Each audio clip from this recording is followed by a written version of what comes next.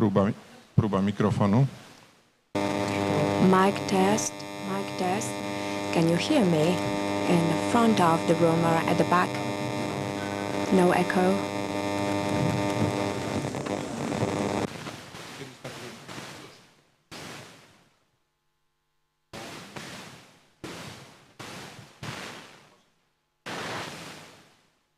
Dzień dobry. Good afternoon and a very warm welcome to you. My name is Mirosław Korzeniowska. I represent the association AgriCotton that works for the benefit of sustainability and innovation in agriculture. We'll be talking about sustainability later on. Last but not least, the organizer is Polish Federation of Potato. So I would like to welcome all of you present here in the room and also those who are joining us online. We have 5 blocks for today. The first will be the official opening and announcing the representatives of the Ministry of Agriculture and Europetat.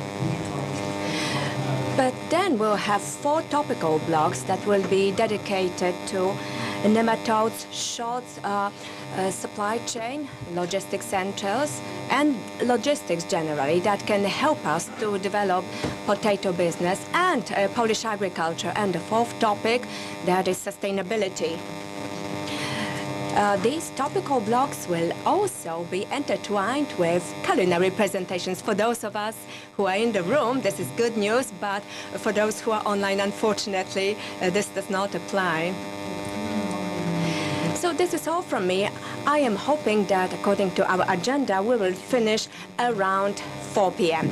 So the first presentation will be by Beta Redontos from Europetat, who will give us a short introduction to today's event and the topics connected with potatoes.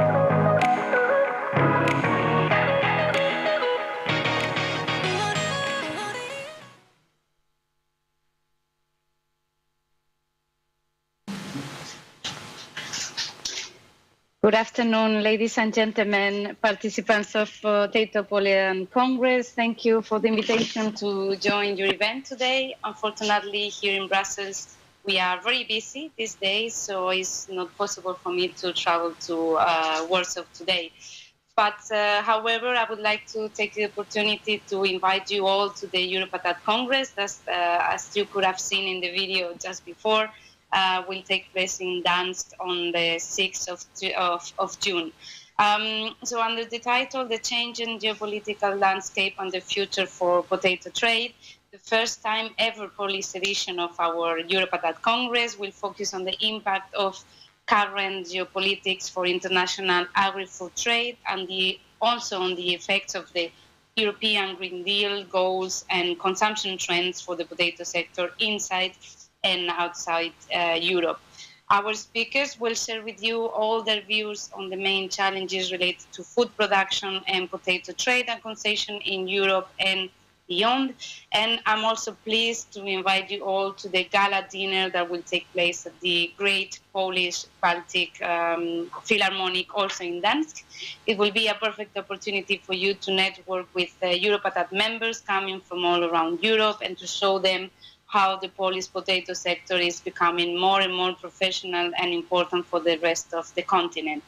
You can check all the information and register through our website europe@congress.eu, and you can also ask the colleagues from the Polish Potato Federation in case you have any questions.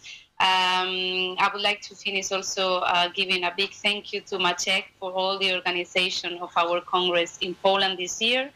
So I hope to see you all in June in Gdansk, and I wish you a great day of discussions. Bye.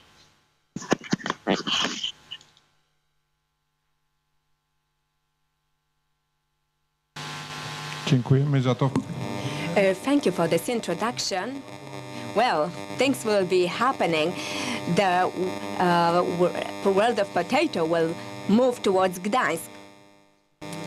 Now we'll move to the next point on our agenda, the speech by the representative of the Minister of Agriculture and Rural Development.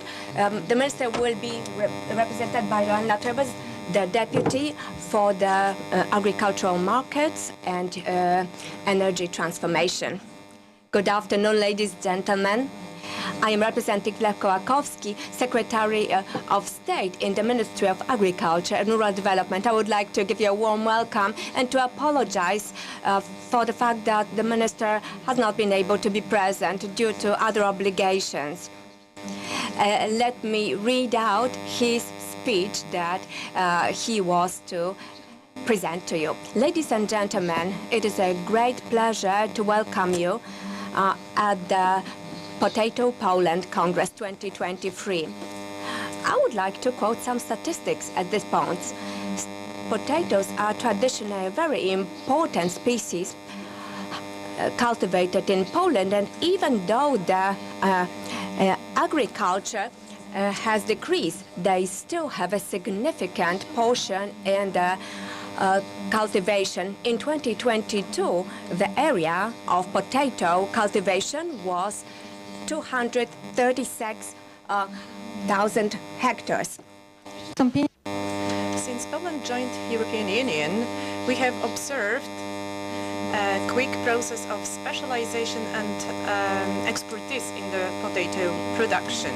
On the one hand side, it ends up in the drop of area of production, the size of holdings of the small size producing potatoes for themselves, and increase of yields per hectare. Average plan increased from the accession moment from less than 18 to 30 tons per hectare. Potato is still very important in the crop structure and in the Poles diets. The consumers' approach towards potato is changing as well. It's not only the additive to the main meal, more and more flavor and health related issues are getting their importance. That's why we have various ways to prepare the potato-based meals. It creates a lot of opportunities for the potato production. Resistance to pathogens is one of the factors that help us to build the quality and the values for consumption. Potato production is the field requiring a lot of knowledge and professionalism. Potato can also be attacked by the pathogens and parasites, which are quite pests, as well as quarantine agrophags. Because of its, they have to be undergo the quarantine. The level of bacteriosis on tomato is decreasing. In 2004, there were over 23% of the batches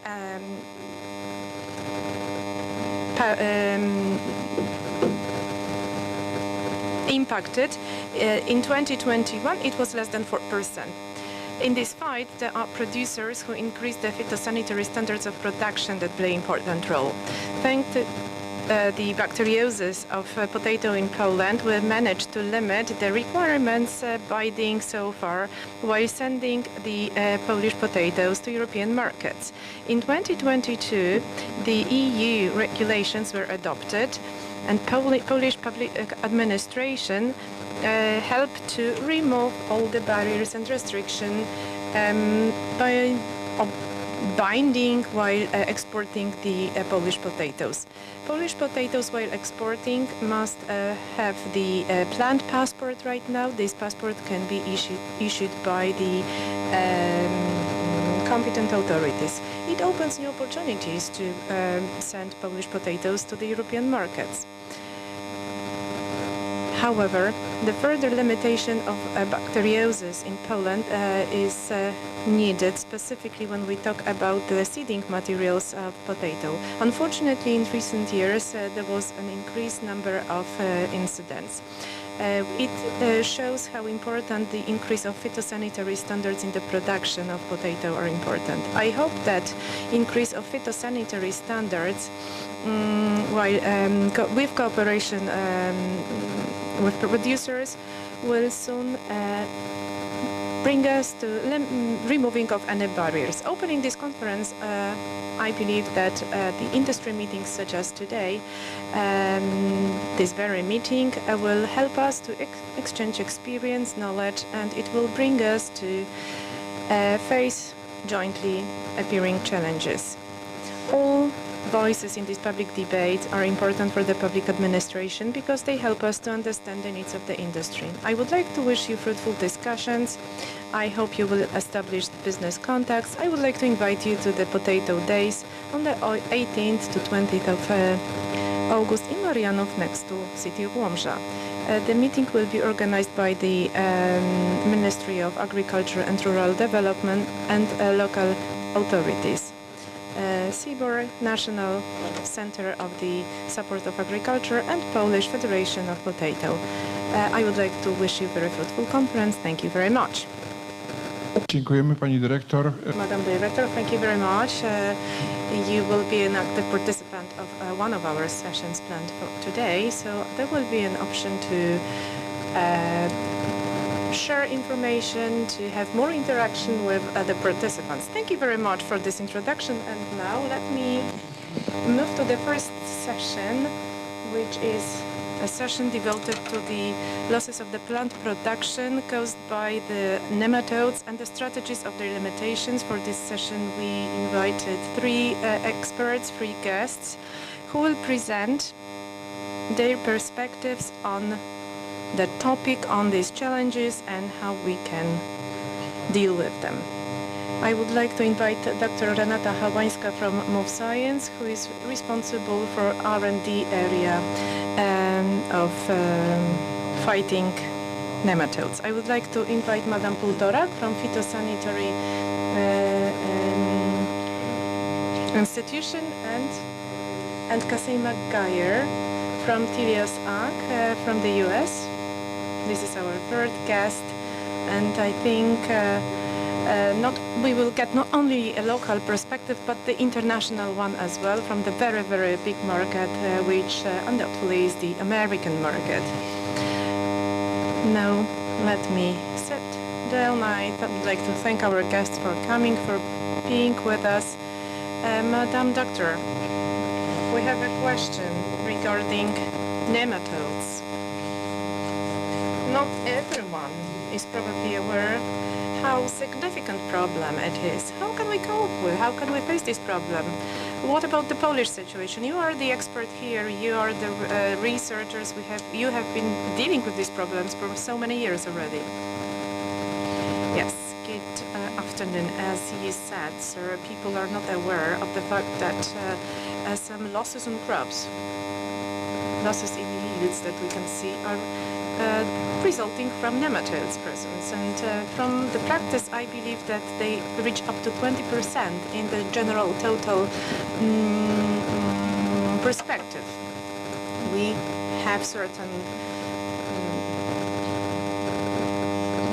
complex diseases that can also relate to nematodes. There are many losses related to the fungi, and not many people are aware that the basic reason, very basic root cause, can stem from the fact that there are too many parasitic nematodes present in the field. Of course, potatoes, this is the main topic of this conference, but nematodes are not only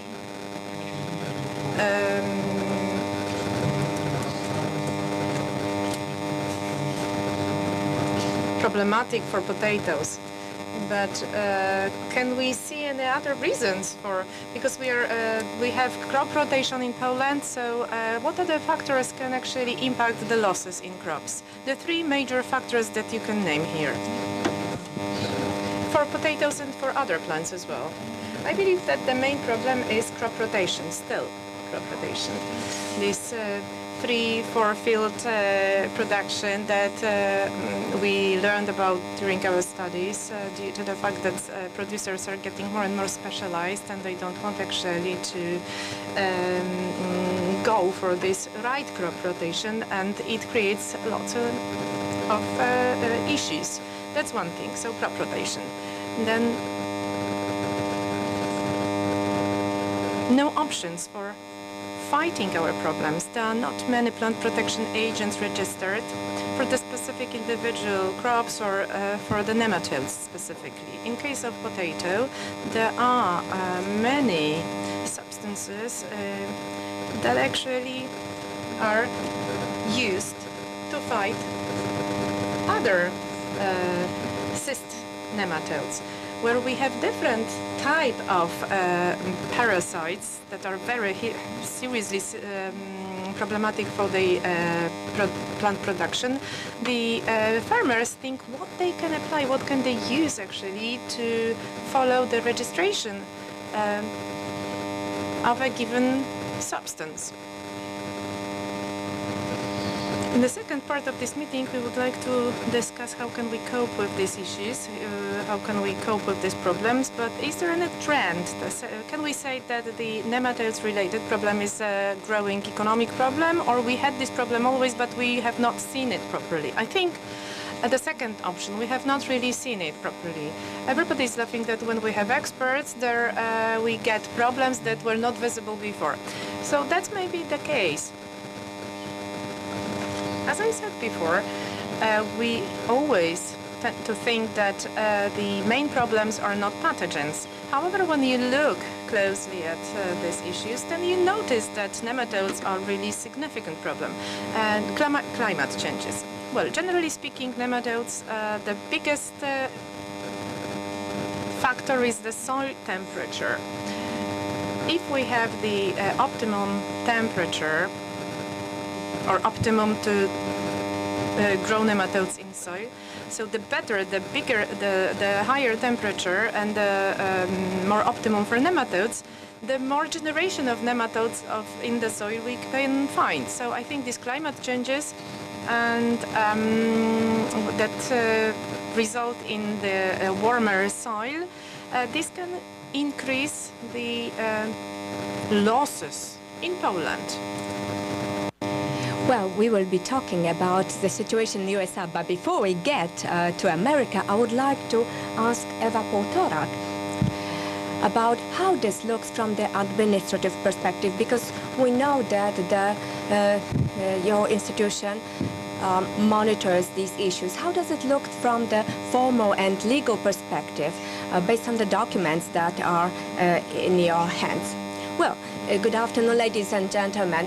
As regards quarantined organisms that are in Poland, our inspection continues constant monitoring over these organisms. And among these organisms, we have quarantined nematodes. When we talk about quarantined nematodes, we can talk about 5 species. One of them is Nacobus oberas, and 2 Glebodera pallida and Glebodera rostochiensis. As regards agrophags and quarantined nematodes, what needs to be mentioned is Melodygina phallax and Melodygina chitwoodi. As I have already said, our inspection carries out inspection activities. We are obligated to do that by law. Right now, we are under the new legal obligations that came into force in 2022, and They are in the form of a regulation that is binding within Poland, and they impose the obligation of monitoring. Also, we know that there's more and more turnover in plant materials in EU and also with third countries, and the intensification of crops also makes us, as the inspecting authority, to be obliged to carry out such monitoring. What I want to say is that our activities focus mainly, in the case of nematodes, on crops monitoring and stored bulbs monitoring, and such monitoring is done in plantations, and also we do laboratory testing.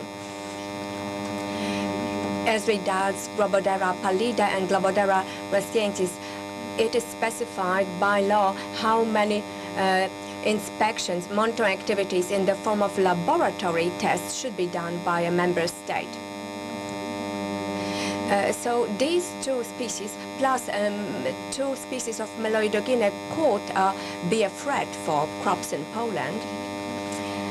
And as regards Globodera pallida and Globodera rostochiensis, on average, over 1 year, we take samples from all plantations where potatoes will be cultivated. Now, as regards monitoring of crops, where potatoes other than the previous ones are to be cropped, it's 0.5%. In the first case, it was seed potatoes. As regards the samples of Meloidogena, there are no specific quantities defined or where we should take samples, but we, as an inspecting body, we have a multi-annual plan, and under this plan, we take about 2,000 samples per year. And we studied the samples from the perspective of these 2 species of Meloidogena. I have an additional question. Can we talk about some map? Is it evenly spread across the country, or are there some areas that are at greater risk? Are there any trends across years? Maybe? Well, I would say that it has been spread equally over the past few years. There can be periods where in a given year there might be some more of them. In some years there might be less.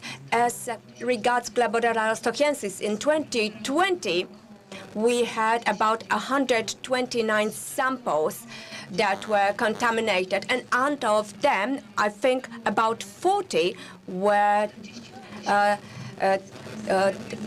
that was out of 42,000 samples, so this is 0.24%. Now, talking about practice, I can say that in 2022 we had 40 farms where these agrophags were detected, Globodera rostochiensis, I mean. Because when we talk about detection, we are talking about Globodera rostochiensis. In 2021, we had 31 such farms, but in 2020 we had 8 such farms. So practically we can say that all over the country the distribution is equal. It just depends on the year. Well, and do these data allow us to have peace, knowing that these locations are under control, that the occurrence has been well identified? Do you have sufficient resources for the monitoring? Because the scale of the samples is quite large. So large resources would be needed for that. Do you have sufficient resources to carry out monitoring across the whole country? Yes, we do full-scale monitoring, just as the law obligates us, and we do it every year because we have to. Apart from that, we can take samples for export purposes. So monitoring is 0.5% plus 100% of seed potatoes. But if there are third country requirements for some additional tests, we also do it under this monitoring because it gives us a picture of distribution. But I would say that we can be reassured because we do the tests according to the legal requirements. Okay, and now let's move over the ocean to a large country that has a lot of experience, great scale of knowledge as regards nematodes and how to cope with them. Casey, would you please tell us how this problem looks in the US? Is it a similar scale to what we have in Poland? Is it a similar scale of crops? What is the scale of losses caused by nematodes in the American market? Absolutely, it's a problem in the United States. So we see it across all of Idaho with the Idaho potato market. It is nematodes are incredibly damaging in that market. We also see it across orchards with almonds, pecans, apples, cherries, that kind of thing.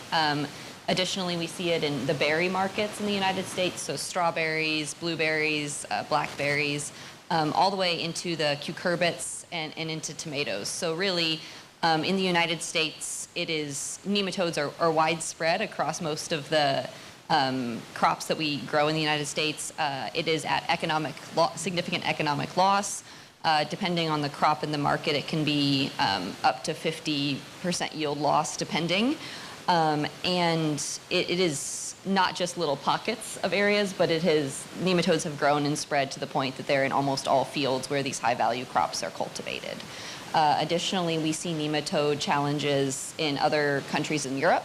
So large nematode challenges that we see in the southern zone states. And I think, as Aneta said, in these kind of more northern countries, it's been less focused on, but that doesn't mean that they haven't existed here for many, many years. Czy widzisz trend, że na rynku amerykańskim ten problem z nicieniami, straty... Do you see the problem with nematodes in the United States increasing over the past years, or has it been stable over the years? And it just requires good control. I think nematode control is growing in severity as well as spreading wider. And I think that as crop inputs become more and more expensive for the grower, it becomes that much more important to have any yield advantage that you can have. So controlling for nematodes can help make or break profitability for a lot of growers by having that control. Jak wygląda taka standardowa, jeżeli możemy poszukać jakiejś... If we can look for some universal methods regarding control, are these conventional chemical solutions, or are we talking about sustainable methods that combine agrotechnical measures, chemical measures, and perhaps some biological measures that can help contain economic losses in a sustainable way? I understand that we are not able to eliminate the losses entirely, but we can contain them. What are the trends in solving these problems in the U.S. and in diminishing the losses? So there are, what we want for growers across the globe is to have a large set of tools that they can use for control of nematodes, very similar to pathogens or anything else. There are some bio controls available. You can use solarization where it's very warm, crop rotation, as Aneta pointed out. There are nemostatic chemical options available where they will keep the nematode pressure where it is, at least to stop any additional growth. But there's also chemistries that are available to growers globally. My organization, Telios Ag, we sell a product called Telone. And Telone is a soil fumigant. What that allows us to do is have incredibly high control over nematodes, that it actually reduces the population so that growers can have a much better soil environment to plant into, where they're starting the season with essentially no nematodes in that soil. I believe that we talked about several different concerning and damaging nematode species here in Poland. And our product, Telone, has efficacy across all species of nematode. So that allows growers to apply ahead of the season and then have season-long control and sometimes even into the next year and the next crop, depending, because that nematode population has been significantly reduced. It allows the crops to get a good start where its root system can get established at the beginning of the season, and that just sets that grower up for control as the season continues. Na ile w waszych warunkach te standardowe... In your conditions, to what extent these standards agri-technical elements or crop rotation are possible to implement, because we know that nature, well, maybe not nature, but life forces farmers to short crop rotation because of economic reasons, which is at odds with controlling nematodes. So how does it look in terms of agri-technical methods against nematodes? Is it possible to implement them? Are there a common practice, like, for example, this long crop rotation to be used for containing nematodes in your case? Yeah, so as Aneta said, the crop rotation has its set of complexities. You know, from a disease and nematode control, it's a very good solution, but then that adds additional complications for growers when you do that. We see in the United States and other areas of Europe where growers are having to specialize more and more to maintain their profitability. And we see growers that are getting larger and larger farms in the United States to ensure the longevity of their operation. And so neither of those things is necessarily conducive to increasing crop rotation. An additional complexity with some of the crop rotation systems that we see globally is that nematodes can have alternate hosts. So even if you rotate potatoes to something else, some of those nematodes will live on an alternate host and survive year over year. And that is why having a chemical solution that actually does knock the populations down is so important. There are not many truly resistant hybrids for most crops that can help with nematode control. And there are some seed treatment options available, but very crop specific and not necessarily widespread adopted.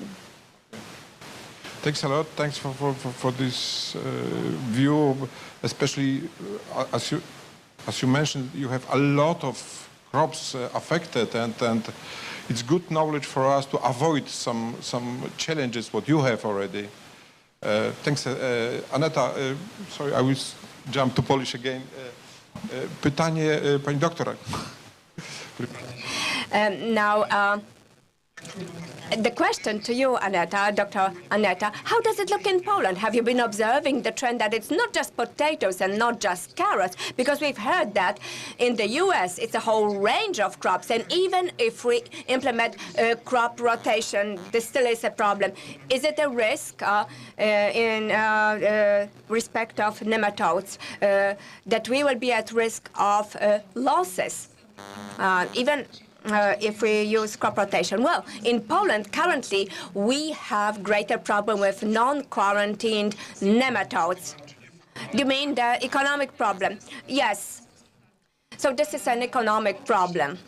And of course, this doesn't refer only to potatoes. Like Casey said, we have a huge problem in many, many crops. I don't mention even celery or parsley. We have huge problems in root vegetables, but also we have problem with garlic and with onions. So I can enumerate a lot of crops that are affected. Excuse me, because by nature I'm interested in fruits. Are there any signals, like in the US, that berries and orchards are already at risk of nematodes? Well, in Poland, we've had this problem ever since the 1970s. Well, I'm talking about the economic scale. Well, yes, generally speaking, as regards multi-year plants, Well, we have problems with young plants. They are most at risk of loss caused by nematodes. But why is it also a problem in other crops? And why is the problem with crop rotations? Well, because a lot of nematodes have a lot of hosts. And the problem with crop rotation, in very many cases, in very many species, is impossible to solve just with crop rotation. There have to be tools, either biological or chemical tools, that will allow us to contain nematodes. In the case of trichoderus and pinworms, there are several species that will want to parasite on everything, and crop rotations will not solve the problem if used standalone. So the simple solutions cannot be the only solution. Yes, this is something that will help. But the greatest problem is to know which nematode we're dealing with. So analytics is important.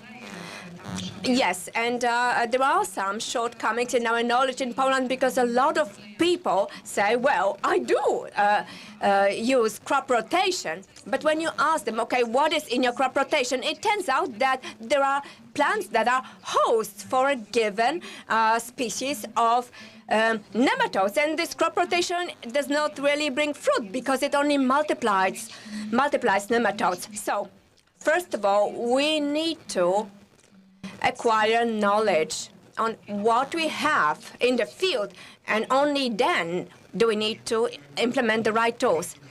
Thank you very much. Now a question to Eva Półtorak, Bjorin, and the inspection for plant protection and seed protection. Are there any ways to help us with acquiring some knowledge in this topic? Well, yes, we have laboratory bases. We have a lot of laboratories in the field. So when we have a farmer applying to us to identify a given agrophagus, whether it's a quarantine or non-quarantine agrophagus, we are the right service that performs such studies. Thank you. So we know that we have a challenge. We know that we need a comprehensive approach. We have the analytics, so now we need to look for comprehensive solutions which will help us contain the economic losses, because in the end we need to lead to earning more to make agriculture profitable. Casey, a question to you. How does it look in the US currently as regards the selection of tools? Is it similar to Poland, that, like in Poland and the EU, that the conventional plant protection measures that control nematodes are diminished in numbers, or do you have good access to conventional protection measures, either conventional, biological, or chemical? How does this market look in terms of tools available to farmers? Yes. So in the United States, I would say that our chemistry, Telone, has been the industry standard for nematode control. So that is a big difference compared to the Polish market as a whole, because that the chemistry up until this point has not been commercially available here. Growers also do use some biological controls and that kind of thing where the nematode populations are lower, so that's why testing, regardless of the country or the market, is so important, because you really want to, if you can use a biological product or a chemical product to help in years where you're not using a chemical, you know, it's a good integrated pest management program. And additionally, in the organic markets or some of those markets, obviously the biocontrols and the kind of softer chemistries are traditionally used. In places like Idaho with potatoes, there's very few potatoes that go out without Telone or other nematode products that are on the market. Aneta, you would know maybe better than me, but I believe the number of nematicides here in Poland that are available is significantly lower than we have someplace in the United States. It means that you have more tools and currently you have more challenges, but you have guns to fight with it. Yeah, exactly. And you mentioned about organic production. Is organic potato production a significant part of No. I was referring maybe to the berries or some of those other things. Yeah. Okay, thanks. Pani doktor, pytanie o te nowe rozwiązania i Madam Doctor, I have a question about these new solutions. New agents are planned to be introduced into the production. So we hope that we will get more tools soon to combat nematodes. And these tools will be available for the European and Polish market. Well, I have this hope as well. We are not talking about hopes, we are talking about hard facts here. Yes, so we initiated our studies on introduction of telomere to Poland, and the first registrations study will be done this year. And we do hope that this product will prove to be a very good solution for many producers, many growers that so far had no sufficient options. It's hard to say that we don't have any options at all. However, in my opinion, there are productions that we do not have sufficient tools and solutions. So any solution that comes to Poland, it's worth testing, because everything can help us.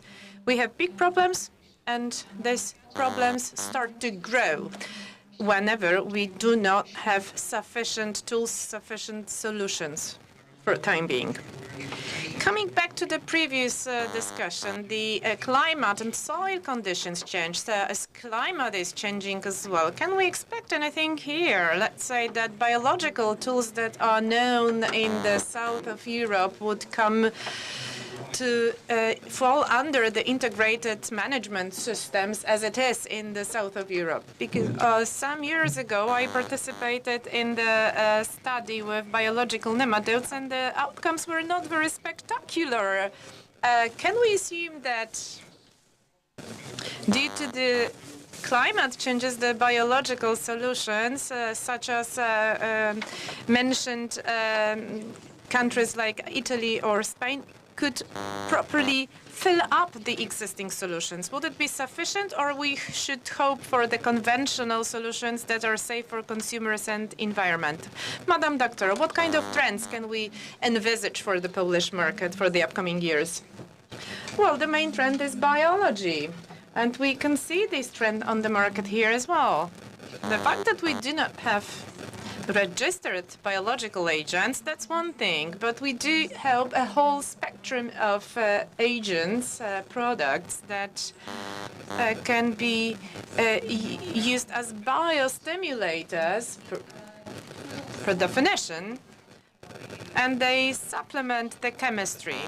And I believe we will have more and more of them. At least I see this growing trend. So this auxiliary agents are also appearing in Poland, and I do hope that we will see more and more of them. However, when it comes to the way they act, how spectacular they are, it all depends on the type of a nematode that a given agent is used for or against.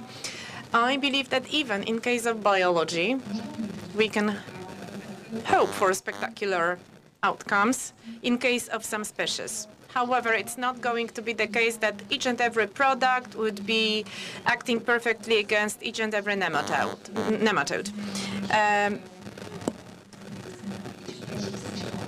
Unlike the warmer neighbors, we do not have any option of solarization, at least for the time being, and we will not have this option for some time. We do not have enough of these hot days where we can actually go for solarization of soil. This is a very popular and effective tool used in south of Europe and in the US, as Cassie said. But I believe that the best solutions are the ones related to the integrated plant protection. So if we have a big problem, we have to start with chemical agents. However, I am a big supporter of pure biology. And then following the reduction of pests using the chemical agents, we can go for biology, and we should stick to it as long as possible. Targeted biology, I understand as well. Monitoring, as you, Madam Dr. and Eva mentioned, there are technical options to test, and then we can use targeted agents, effective against nematodes, specific individual nematodes.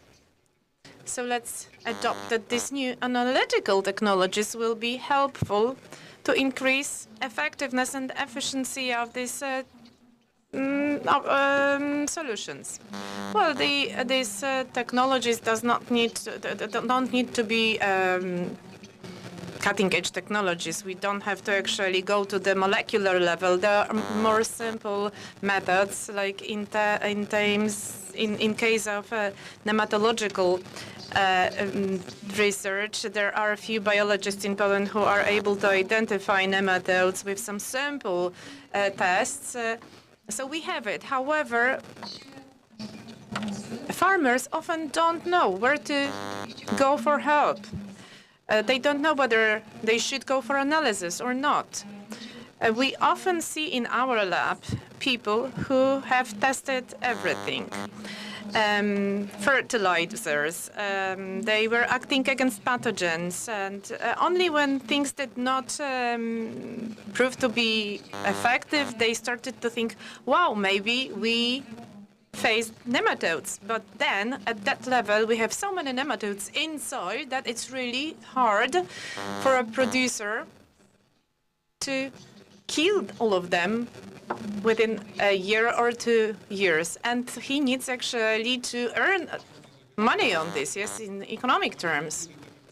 Thank you very much. Just to summarize this discussion, we have tools less than at the American markets, but we have some conventional solutions available.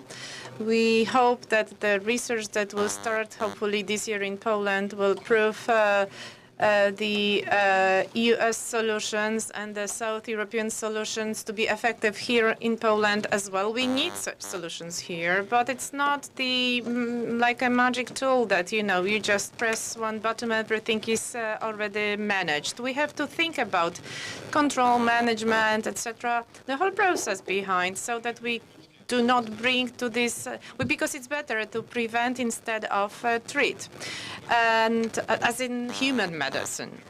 And I hope it was a voice of optimism here. Knowledge, education, communication that would raise the awareness of the problem. It's not like the potato beetle that can be seen with a naked eye. It's a different type of problem, and we have to approach it differently. Thank you very much. And now I would like to invite online participants for a 10 minutes break, and participants who are with us in the room will have a break from the discussion. However, we would like to offer you a cooking show.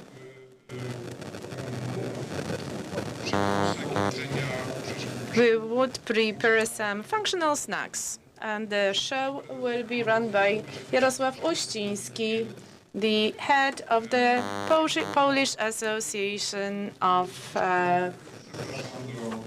Chefs. Thank you very much, and now 10 minutes break. Thank you.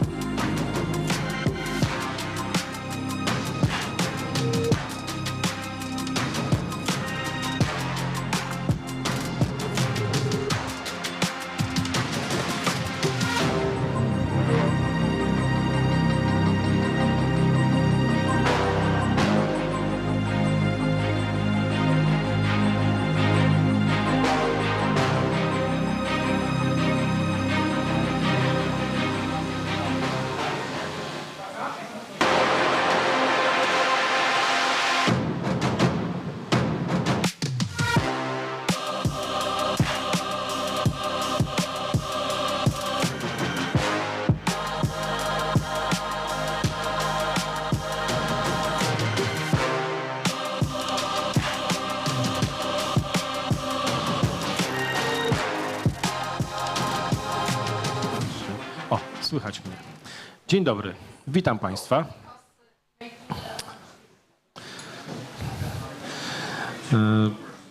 Nie będę zbyt dużo mówił, a właściwie wcale nie będę mówił o walorach ziemniaka, dlatego że sam mam w herbie chyba ziemniaki i ziemniaki po prostu uwielbiam i jem na co dzień. Zresztą to chyba nasza taka natura, mazowiecka, a polska z całą pewnością. I co jakiś czas dostaję od kolegów trudne zadania zrobić coś innego z ziemniaka. Albo użyć ziemniaka tak, żeby był nieoczywisty. No więc robię to czasami. Wymyśliłem sobie, że podam wam dzisiaj kartofel salat.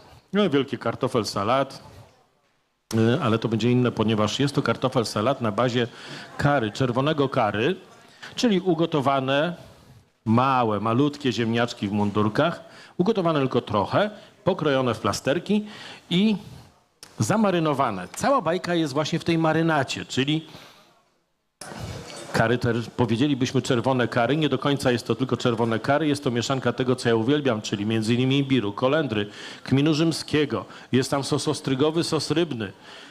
No bogata mieszanka, zresztą to chyba czuć w bukiecie smaku. No ale teraz, dobra, zrobił kartofel salat i co do niej można podać? Właściwie wszystko.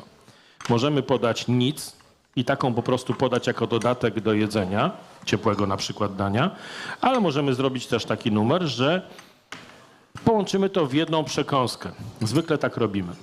No i wymyśliłem sobie, że kartofel salat, taka bardzo curry, zagra dobrze z krewetką argentyńską. Biegamy po świecie dzisiaj generalnie. Na wieprzowinę nie traficie dzisiaj, dlatego chociaż ja się śmieję, że gdybym miał mój osobisty herb, to mój herb miałby świński łeb na pryzmie ziemniaków. Naprawdę. Ponieważ lubię wieprzowinę i tyle. Ale dzisiaj to będą argentyńskie krewetki. Dlaczego argentyńskie? Bo one świetnie grają ze smakiem czerwonego curry i z pomarańczą. To jest fuzja, którą przećwiczyłem już na wielu królikach przed wami doświadczalnych, czyli na moich gościach. Stąd dzisiaj jestem mniej więcej przekonany, że będzie to, jeżeli ktoś jest otwarty na takie smaki, pozytywne doświadczenie. Krewetka tylko odrobinę, bardzo odrobinę przesmażona na masełku i nic więcej. Segmenty z pomarańczy, posiekany ogórek i to jest cały zestaw smakowy, jaki tam jest. Oczywiście kolendra świeża, jeżeli macie takie życzenie, jak najbardziej. Jeżeli ktoś ma życzenie odrobinę jeszcze aromatu zestów z pomarańczy, czyli samych pomarańczowych części, które niosą smaczek, niosą aromat, ale niekoniecznie jakiś tam głęboki smak. One tylko rozciągają ten smaczek nam.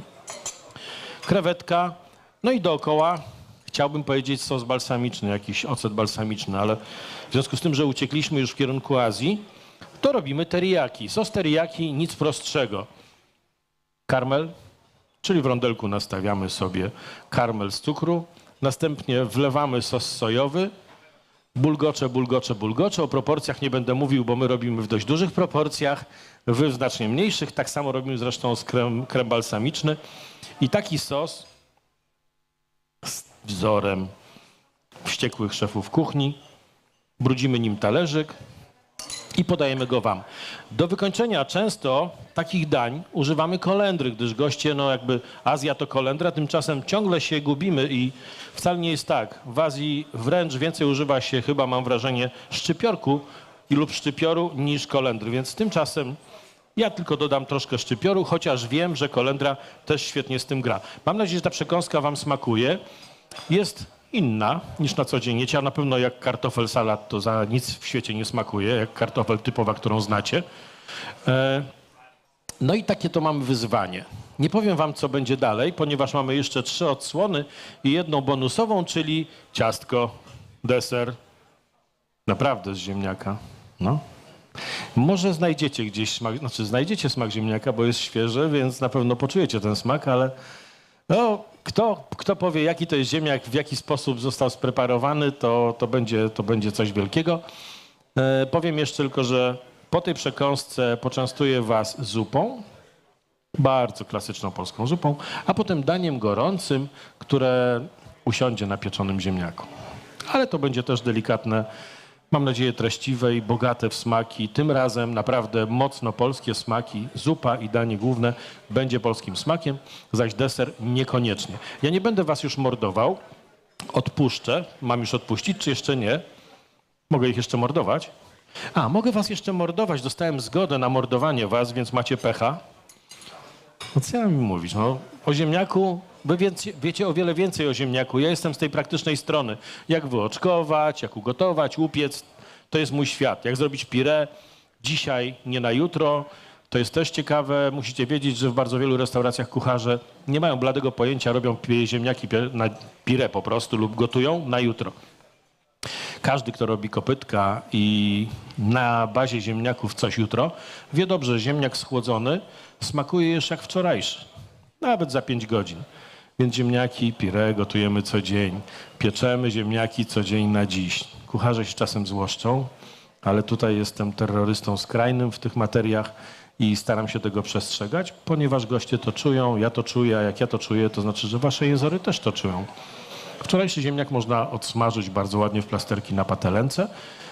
Pire wczorajsze naprawdę na kluchy się nadaje, zaś nie nadaje się koniecznie na jedzenie takiego pire. Oczywiście są wyjątki. Dania pod tytułem Bubble and Squeak, czyli smażona cebula z włoską kapustą i ziemniakami. To jest przekozak, żadnych dodatków do tego nie trzeba. Zaś ta przekąska to jest faktycznie wymysł, który ewoluują smaki, powstał parę dni temu. Tak zresztą jak deser, który dzisiaj w rano tak naprawdę się urodził, który dzisiaj będziecie jeść, a danie główne to, tak jak powiedziałem, jest pieczony, bardzo mocno upieczony, obgotowany ziemniak, który później odda wszystko i połączy wszystko. Co ważne, chciałbym, żebyście zawsze tych wszystkich dań próbowali razem, bo i zupa będzie miała dziwne dodatki, które znacie wszyscy i na półkach w sklepach leżą, ale nigdy razem się nie spotykają. Więc ja już was nie morduję. Mam nadzieję, a kto będzie chciał dokładkę, to bardzo proszę, dokładeczki mamy, kolejne porcje. Po zupie to już nie będziecie chcieli żadnej dokładki. Dziękuję wam póki co za uwagę.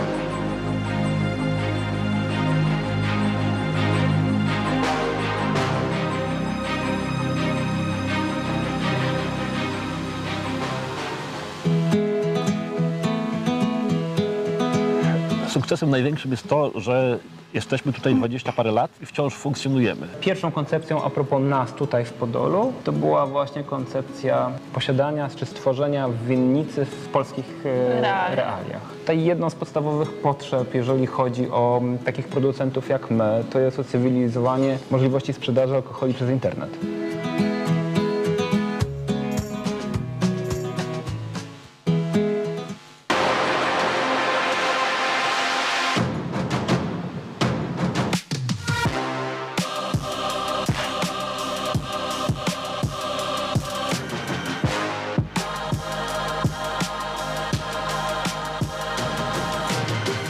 Witam Państwa ponownie. Wracamy do paneli dyskusyjnych. Welcome after break, ladies and gentlemen. We are coming back to our panels.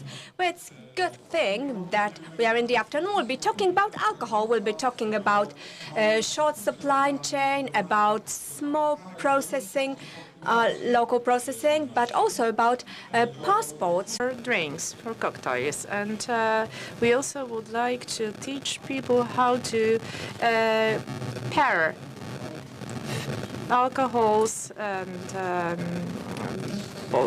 vodkas with various meals, various types of food, as it is done in other countries.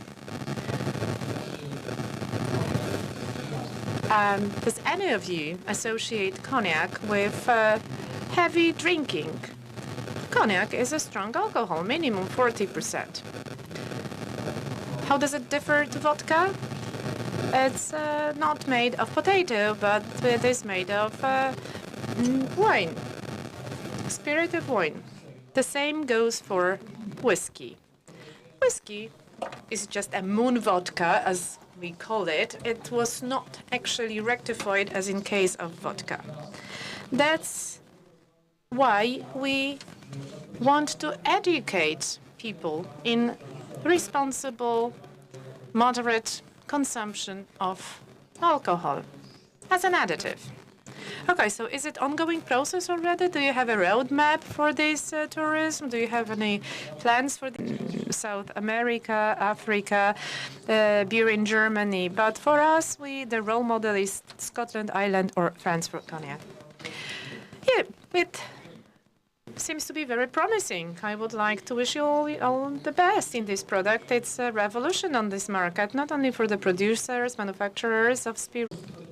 Yes, let me invite you immediately to such route that we prepared for the Potato Congress in the city of Gdańsk on the 7th of June.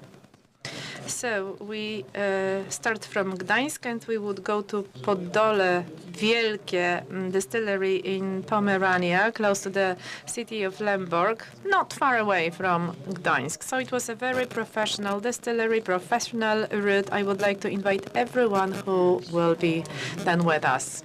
You mentioned wine, so I would like to ask the Polish expert of fruit wine, Marcin. I know you, so I will call you by name. Those of you who know you know that you are an expert. You break various barriers in the perception of the fruit wines, and you also try to build the culture of fruit wine consumption. Can you share your experience in building this new, or maybe not even new, but this return to a segment of Polish fruit wines? Yes, thank you very much. Good afternoon. Maybe I'm not that strongly actually related to the wines, but for some years we have been heavily promoting the wine, this type of wine. It's not building the new segment, because I believe that Poles, they have already the fruit wine in their DNA, because we do produce at home the fruit wine, and in the 70s, 80s of the last century, the fruit wine was produced. It was not even the wine, it was just alcoholic beverage produced totally different way. But indeed, there were so many of this kind of homemade wine produced. And they were very popular. And they created a strong branch of the whole industry. The leader here was Henryk Makowski from Kruszwica, and he really invigorated the market. It was quite interesting. All this happened 100 years ago. Mr. Makowski discussed that in 1920-21 the fruit wines were not that popular, but in 1929 the 50% of the wine consumption was the fruit wine consumption. So this trend was growing. Now we have better experience, and we have something more that we are not aware of.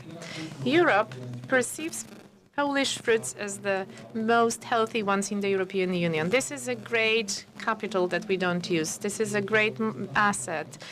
We don't use it externally, internally, because Poles, according to data, consume more imported fruits, like citrus fruits, bananas, more than our local fruits. And specifically, we eat less and less apple.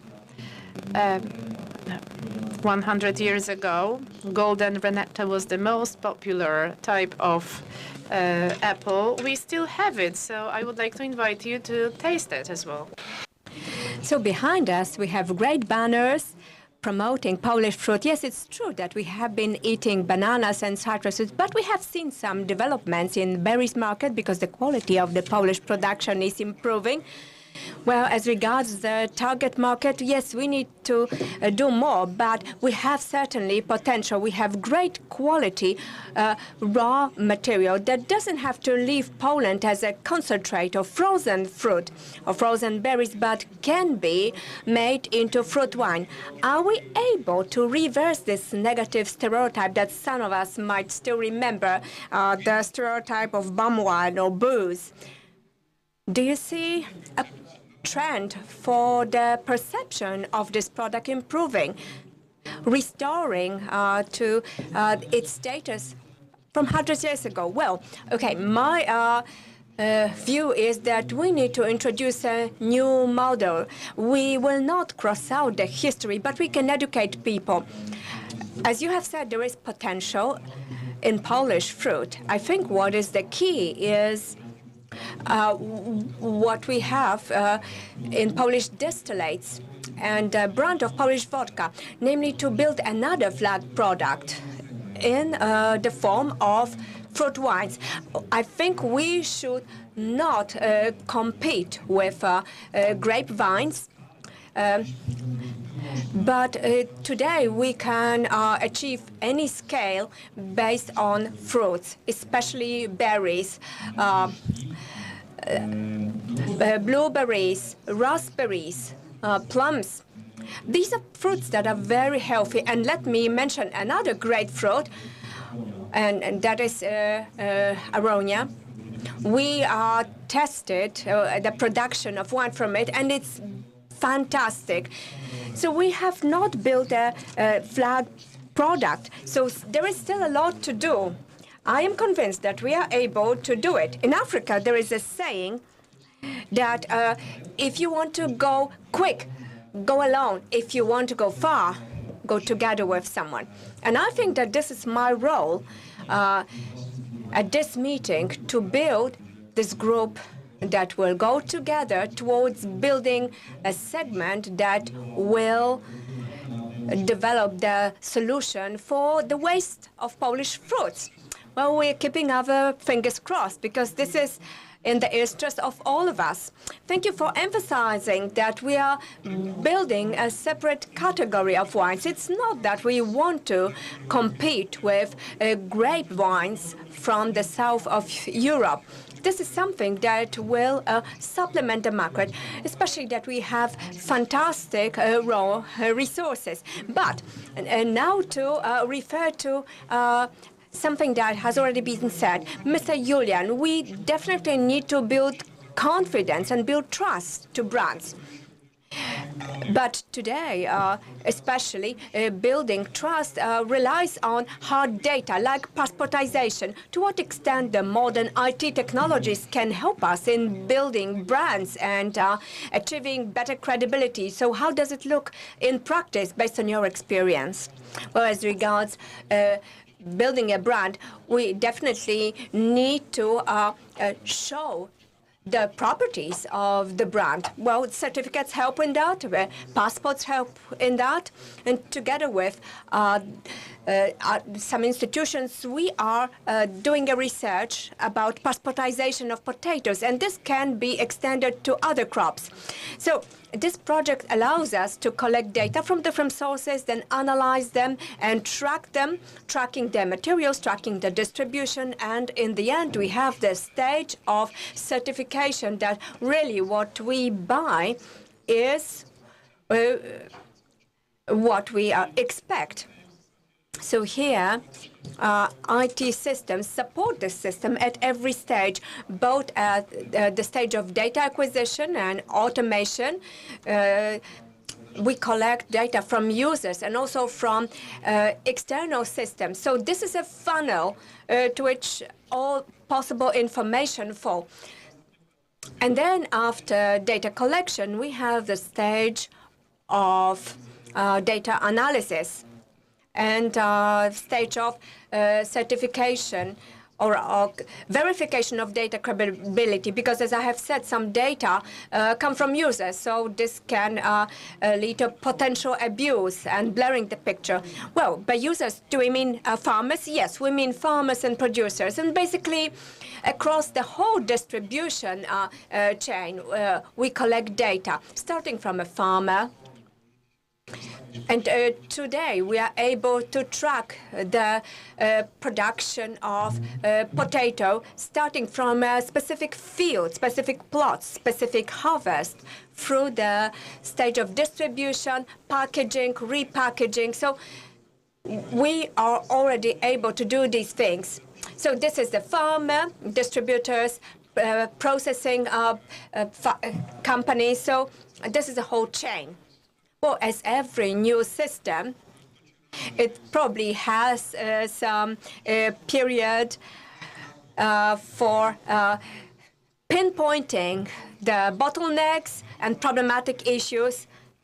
So, like, for example, is there a lot of manual data entry, or are there some problems from the software or the IT side to adapt it to the reality? Well, actually, this is everything. Of course, we want to increase automation as far as possible due to two reasons. To eliminate manual work that nobody wants to do, nobody wants to enter data manually, and also we want to increase data reliability. And here we use telemetry from sensors, from satellite pictures, from data generated by external systems. So we have many data sources for verification of authenticity. But after data acquisition, we have data verification, namely checking whether the collected data, especially data from farmers, distributors, and processing plants, are credible. And in our research project, I think the strength of this project is that we have the support of the Agriculture Support Center and NASK that uses different solutions of Purim, Arimra, and other institutions. So the data that are in the form of the declaration are verified, or there is an attempt at their verification at the next stage. Well, I can imagine the volume of data, the huge volume of data, and the organizational challenges that you are facing. I hope that well, you said that since this is a research project, but my question is, are there any commercial outcomes, and how could we convince farmers to use this solution? What benefits could they derive from participation in such projects, apart, of course, for contributing to data acquisition? Well, we look at it from the perspective of two products. When the first product is the product, our product, that is already available on the market. It allows for data passportization. And from the perspective of research product, we are testing data, integrating data, and the outcomes of this project should be available at the end of this year. And then we will find out what the involvement of different institutions should be. So these are the organizational challenges rather than technological challenges. Well, the project is still ongoing. There is a commercial product, but it doesn't offer the possibilities which the country, such as Poland, and as different governmental agencies want to deliver, so that they would be able to put a stamp of approval, verifying the origin of a given product. And what is the difference between this system and, for example, Global Gap, which is a very wide-use system? Well, these are two different systems.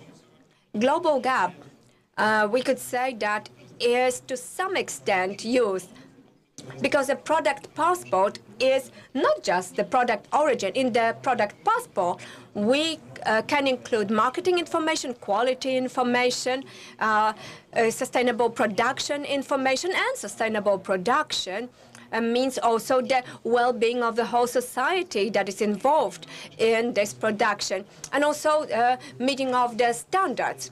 So this is one of the areas in this passport is sustainability. Well, I like this term, sustainable production. I like the definition that it relies on the social, environmental, and economic for the farmer, because without profitability for the farmer, there will not be sustainability. Well, thank you very much for these explanations. Now, coming back to your area of expertise, what are the next steps? What is the scale that we can expect in the coming years as regards the development of spirit tourism in Poland? We know that there are routes already prepared and that people can already go on such tours, but is there any educational campaign, and who will be coordinating the activities connected with that? Where can we find out about this?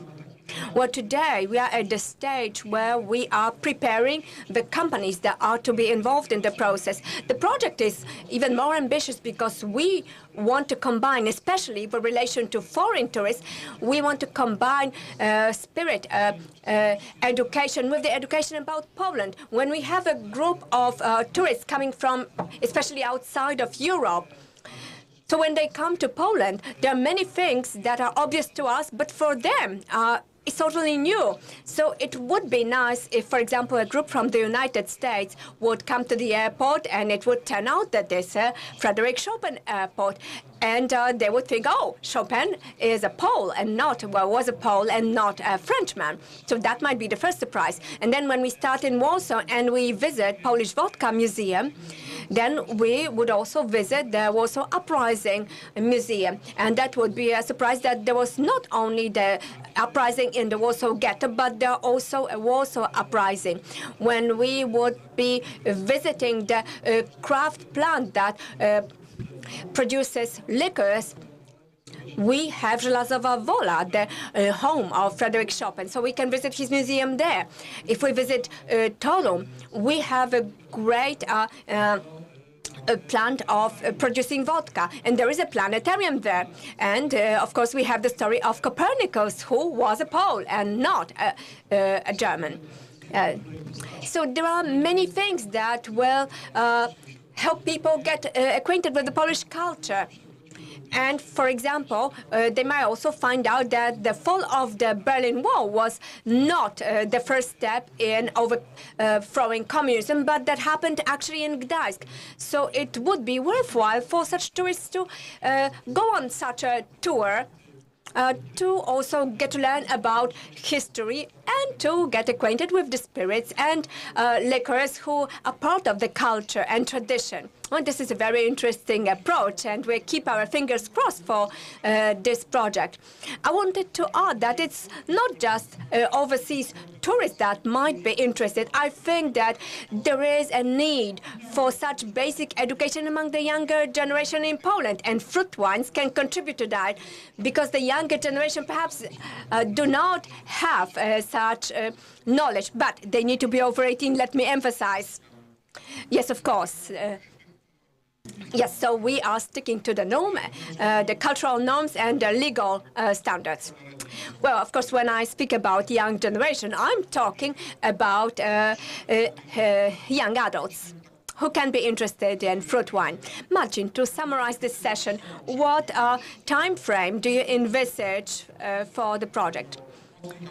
I think that we have similar processes talking about strong spirits and also wine spirits. So how many years do you think we would need to get back to what we had 100 years ago in terms of perception of Polish alcohols, both among tourists and among Polish nationals? Well, how long time it will take?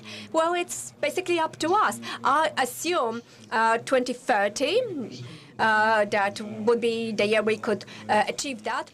Going back to the African proverb and creating a team, because we mean to go far, there is another saying of John Paul II: if you go on a long trip, wear good shoes.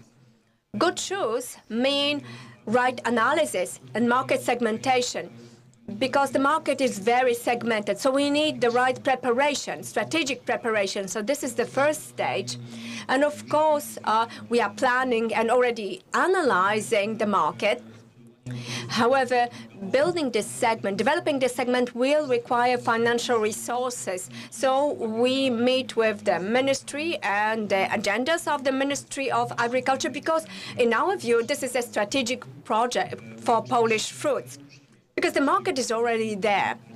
The wine market is over 4 billion PLN, 95% are foreign wines. We also have the global market. And whether we want it or not, between 21 and 25th year, the alcohol market in Poland will grow by 50%. So either we get into that boat, yes, in terms of value, not in terms of quantity. Well, yes, this is also due to inflation, but also due to the fact that the alcohol consumption system is changing. Research shows that alcohol is drunk with food. There is no getting drunk. I just wanted to say that in France, people drink 50 liters of wine per person. In Poland, it's 5 liters. But it's not about getting drunk. It's the way of culture, the way of being their lifestyle. So we have an opportunity to build such a culture in Poland, and we need to well prepare for that because the opportunities are great. But we already have an example of one alcoholic beverage that we had not prepared for and notwithstanding the expectations, we do not have the expected outcomes, and this is cider. Well, yes, but as in life, in business, it is also worth to learn on the mistakes made by others. But I think this new attitude to alcohol consumption, whether it's spirits or fruit wines, and as regards the former issues like documentation and passports, well, these things can help us to build a positive image of such beverages. And I think that they can be a solid foundation for long-term development of the sector based on local materials, both fruits and potatoes, which is in line with the European Green Deal, with the strategy of the European Commission to shorten the supply chain so that we would not transport things through half Europe or half the world, because we have fantastic resources, and if we add professional processing to it, if we develop our processing and the cultural part, I think we are destined to succeed, and this is what I would wish all of us. Yes, I agree. Now, is it up to me or Julian? Well, our time is up. All right, so thank you for your attention. Thank you very much. And with this positive message, we will close this session, and I hope that you will all support such activities and efforts. And now I would invite our online users and all those here in the room for another break. We will have another culinary presentation of 10 minutes. Thank you very much. Sukcesem największym jest to, że jesteśmy tutaj 20 parę lat i wciąż funkcjonujemy. Pierwszą koncepcją a propos nas tutaj w Podolu to była właśnie koncepcja posiadania czy stworzenia winnicy w polskich realiach. Dobrze, teraz kolejny mały przerywnik jedzeniowy, czyli kapuśniak. Nic prościej niż kapuśniak. Okay, so another thing that we have is cabbage soup, sauerkraut soup. Several years ago, I was running a restaurant in Grzybowska that was popular among expats that came to Poland to build Western companies. And the problem was to feed them with Polish soups at the beginning, because when they heard sauerkraut soup, they would go, "Oh, what is that?" Gherkin soup, they were terrified. Wystarczyło nam pół roku, żeby gości nauczyć jeść naszych zup, i te typowe dobre zupy trafiły jako lunchowe, a później częściowo nawet do karty. I ekspaci, pomimo że była ich znacząca większość jako stałych gości, pokochali te zupy. To już nie musiał być krem z pomidorów typowy z bazylią, z pomarańczą i Bóg wie czym, tylko mogliśmy już świrować polskie smaki, to było fajne. I dzisiaj mam dla was kapuśniak, ale zblenderowany, czyli zmiksowany krem. Po prostu krem z kapuśniaku. I czym on się będzie różnił od tradycyjnego? Wiadomo, co jest w kapuśniaku. No, to jest So this is, honestly speaking, potato cream and sauerkraut cream combined.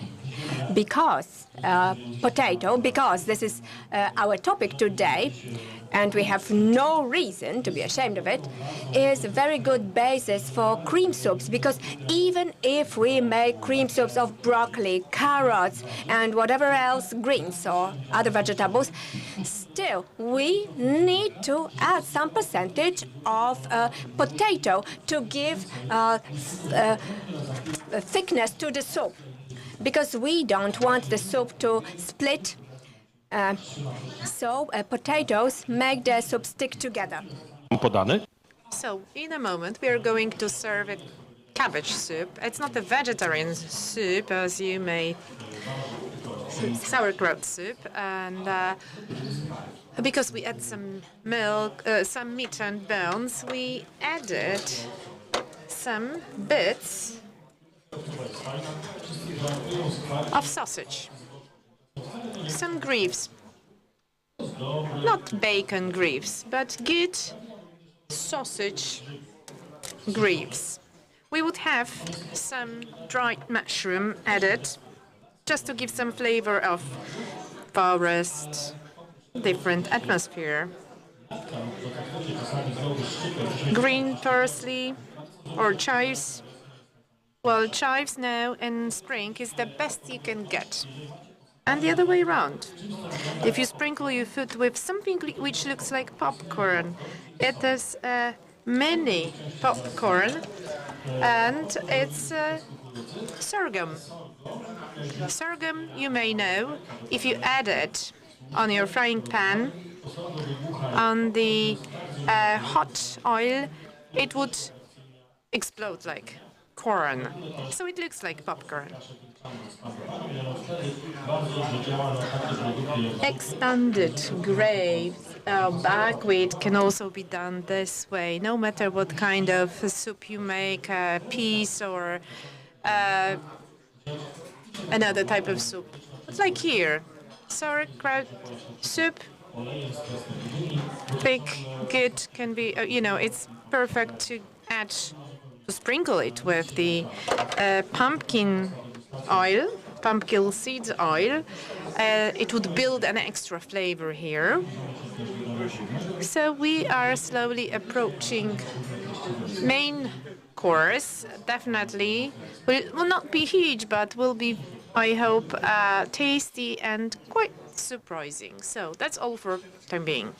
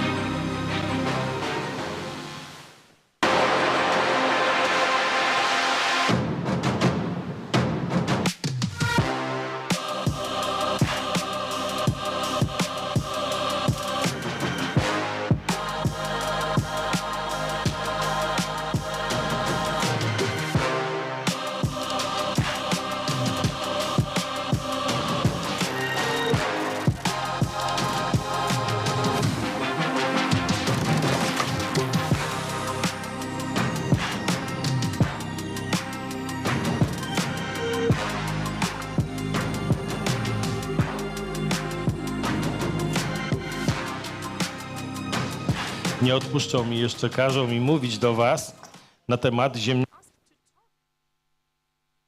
potatoes, how we can use it in the kitchen. And I don't know if you eat well, potato. Do you eat potato every day? Yes, you do. Well, it's hard to forget about them.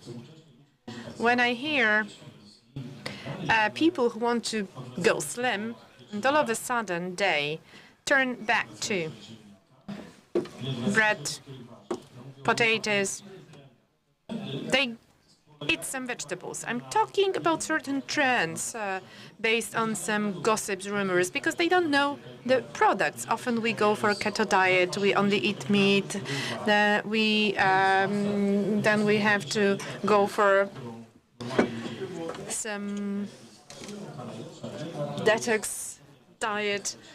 Another diet is actually that you stop eating at certain time of the day. And I usually used to say, I don't tank my car with fuel on the way back home because by the time I reach home, the tank is no longer full. So the same actually goes for food. We often make these mistakes that we don't eat during the daytime and then we eat in the evening. That's a big mistake. I often watch movies and I can see actually certain street trends. Obesity is one of such trends. In Poland, for a long time, we managed to be, so to say, normal. What happened then? The problem started when we started to eat like, street food. We tend to eat cookies or some bars, something really quick, so we can get snacks everywhere, which means that we eat the most horrible junk food ever, the most processed. We eat anytime. You enter Rossmann, you can get sandwich, bar, whatsoever. So we are all the time tempted. Or you go for a huge coffee with milk and some syrup, which is a sweetener. So this is horrible. I believe also chips made generated this bad associations with potatoes, because potatoes, as the caloric bomb, it has great energy, it has minerals, less than broccoli, but still it contains some good minerals.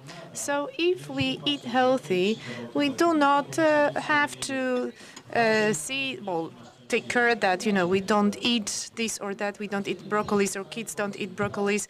If they want to eat potato, feed them with potato, because this is also a good portion of minerals.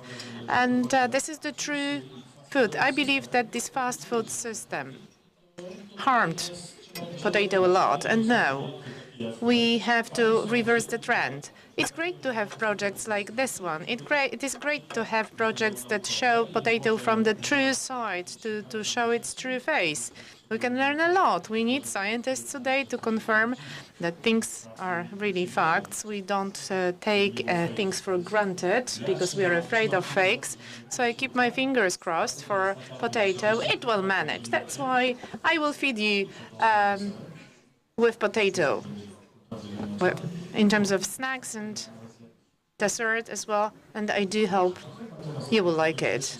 Okay, now when you're ready with food, probably we will start with the next portion of the discussion, and I will be back soon. Thank you.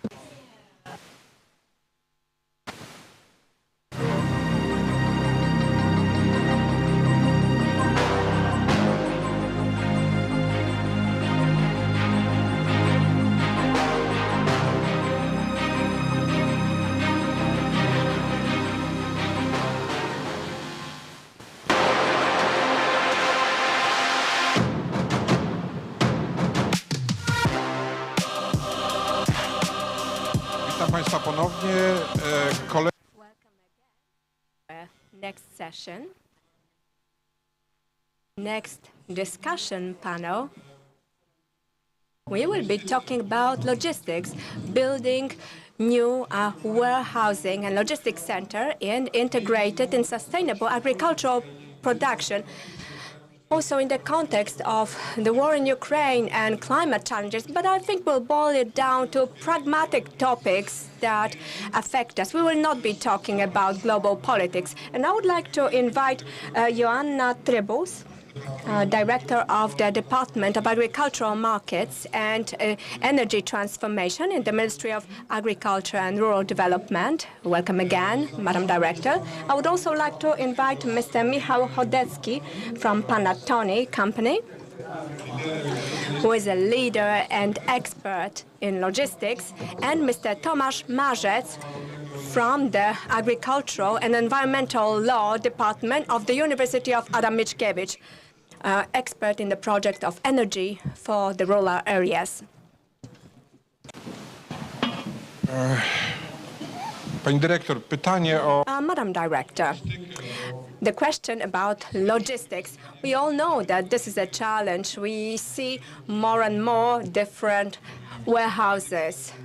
The past 2 decades witnessed a huge boom in building the infrastructure. Even in horticulture, I know experts who claim that Poland has the best logistics base for storage of apples. But doesn't mean that we have everything we need. What legal modifications are ahead of us? What can we expect as an agricultural sector as regards infrastructure for storing and for logistics?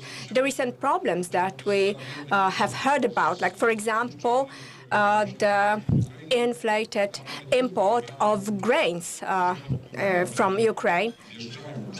Well, their influx is not a problem, but the problem is that we do not have logistic base for such extraordinary situations. So what can change over the coming years, or maybe months, well, rather years, as a process, because legislative process needs to precede the physical and infrastructural changes. So what can we expect? Well, as you have mentioned, we have quite well-developed warehousing base. And of course, the level of development depends on the sector. In particular, when we were impacted by the trouble in supply chain in 2020. Despite having the warehousing base quite developed, we still had room for development. For example, in terms of centers for storing and distribution. When we were acquiring funds under the National Resilience and Recovery Plan, when we were planning the repayment of supply chains, we addressed an investment initiative dedicated to a large group of beneficiaries. And this is about investments in storing and distribution centers. Right now, we are at the stage of finalizing the implementation documents, and in the nearest time, in June, we are planning to launch the call for proposals for logistic and distribution center. The beneficiaries, well, anyone can apply to be a beneficiary, namely individual persons, legal persons, SMEs or large enterprises, or agricultural cooperatives, associations of farmers, groups of producers, associations of producers and of farmers. So everyone can apply.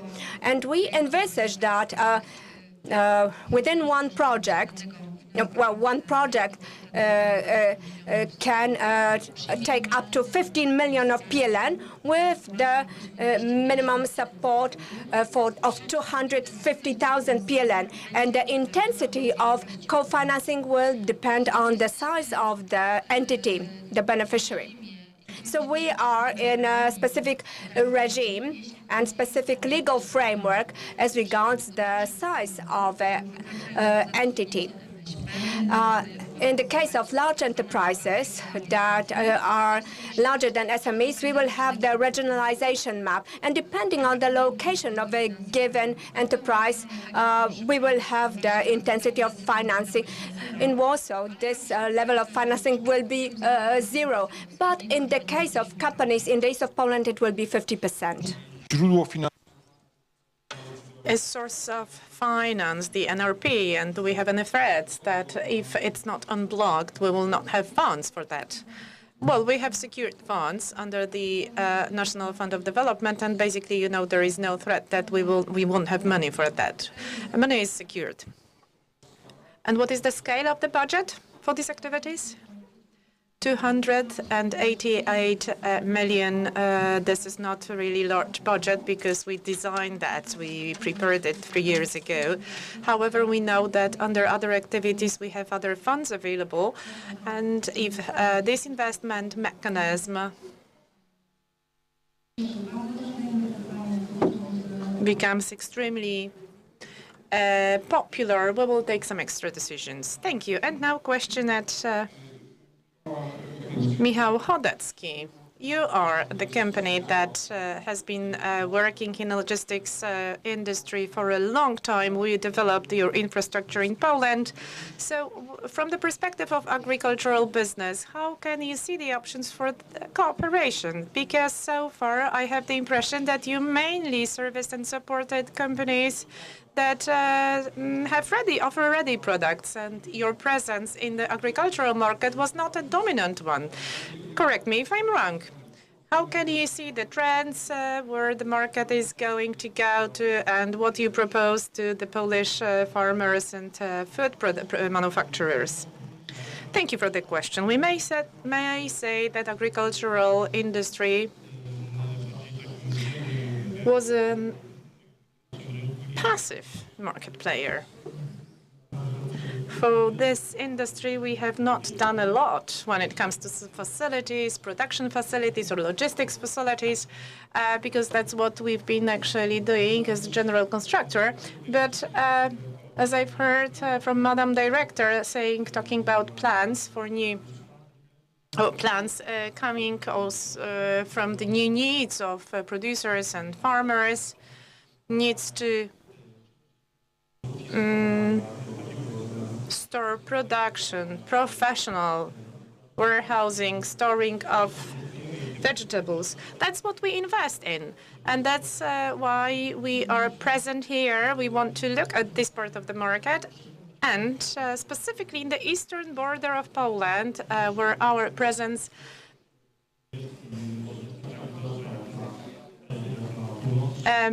is available already.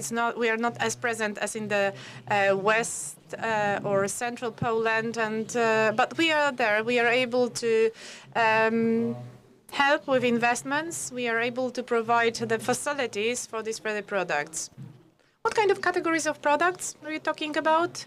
Fruits, vegetables, potatoes, rapeseed, whatever. All categories, maybe on top of this mass products, but on top of that, all types of products, including the ones that must be kept cool or frozen, if we talk about this kind of technological needs. Our company comes from the US. It was established in the 80s of the last century, and our colleagues developed this kind of facilities for storage of various products, including food products, broadly understood food products, including fruits and vegetables. So definitely we are interested in this sector, and we see many options here. When we talk about availability, supply of the ready hubs, storages with coolers, without coolers, so the availability of such hubs in Poland is quite rudimentary. Let's take the farmer perspective of the potato grower, vegetable grower. Why is it worth to think about cooperation with you, with your company, instead of actually preparing storage in own yard? What kind of benefits you offer to the farmers. It's a question of costs and a certain model that given producers, groups, or farmers actually want to work. And when you invest in your own plot, in a small facility, it would be easier, certainly, for a small size holding. However, in case of a large scale and the large holdings, we are able to prepare facility quickly and smoothly, and growers don't need to invest their own capital because we are responsible for the whole implementation phase for financing. But the product remains their product, right? And you only provide the logistics service. We provide the facility. We deliver a ready facility with following certain parameters and which can be used by our clients, growers, and that's actually the added value that we offer here in the whole process. Okay, and then you're a player playing on the international market, so you have many partners, and this network of partners could be helpful in this network and supply chain from the Polish growers to the final recipients? Or it's just, you want to build a local hub here to support growers? It will depend on the needs that we'll see here. Whether we talk about needs related to export or maybe needs related to storage exclusively. So we can provide ready facility that could be rented by clients, individual clients. We are not only developer of the facility, but we are also able to effectively plan, advise, build such a facility for the clients from the discussed industry, the food industry and food production industry. In Poland, fruits and vegetables have been very important for many years. It was the export product for many years. But even though there are no entities yet that would be able to provide such facilities, that's why we are very glad to be here with you. We are happy so that you invited us to this conference, because we can see a certain niche here, a certain gap that we will be happy to bridge. So you offer certain competencies. You're experts in this field. So the farmers know about the food production, and they will be happy actually not being actually involved in the other type of activity. Exactly. You have to be expert in your own domain. You can maintain the car, but you are not able to build the car producing company. And that's why we are here. Okay, the question at Mr. Marzec, who is the expert of the energy for the countryside project. Based on your experience, is it going to be a model of moving away or towards the external counterparties to build this infrastructure? Because, as Madam Director said, there is a still higher demand. We are not able to cover all the needs, but based on your knowledge, where the investments should go, from the perspective of farmers, of course. Thank you. I would like to bridge these two first interventions, because we are just living in times of these geopolitical turbulences war in Ukraine that proved how much the food markets and vegetable markets they are dependent on the external events. So investments in infrastructure would make them independent. They would be able to store their production in the proper conditions so that the agricultural products don't compromise on quality. So basically, they can be more flexible. And the costs are the biggest problem. So if you look at this agricultural structure in Poland, we have more of the small and medium-sized farm holdings. well, the building of such infrastructure is a big challenge and a big cost. That's why it's worth to stay open towards these funded projects and cooperation with the experts. And that's what we need in the Polish country, cooperation to become a cooperative maybe, or the producers groups. We can establish a company together in a given territory, in a given actually enviro community. And that's how we can become independent. Independent, yes. This is the Western experience. We see very strong of such structures, and they are able to face various problems. We have farmers who have their own unions, and it helped them a lot. Polish country would not become dependent on the external entities that, of course, use the situation on various markets, like the grains or any other, or corn. So building this infrastructure, we will be more flexible, and we would be able to keep the capital, the money in the Polish country, and we will not drain it. We're talking about the investments at the level of individual holdings, farms, and or in the direct vicinity. It would be a buffer for the excess of production or some difficult times like excessive import from Ukraine, which is a burden for the logistics system. So talking about the extension of the whole system, not only from the individual farmer's perspective, but the whole country perspective, where do we have these bottlenecks? We often hear that ports that stop us. In Netherlands, they have Rotterdam. In Germany, they have Hamburg, and they are able to repack and transfer everything. Is it this bottleneck, or maybe roads and railways the bottleneck in Poland?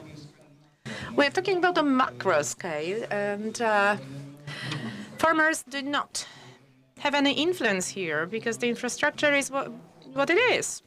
And that's why it's worth to look from the micro perspective and to get ready actually in everything we can do.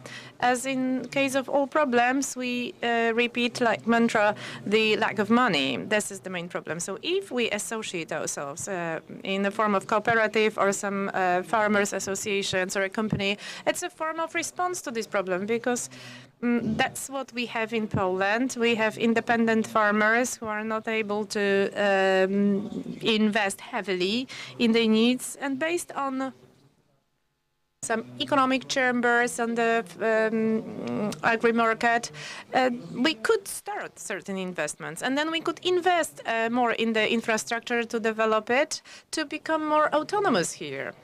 We are talking about individuals scattered across the whole land, but it has to be somehow brought together. We can build such a backbone grid network. Yes, so road traffic, something, or the sea transportation. That's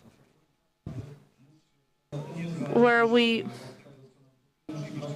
need actually to become independent from.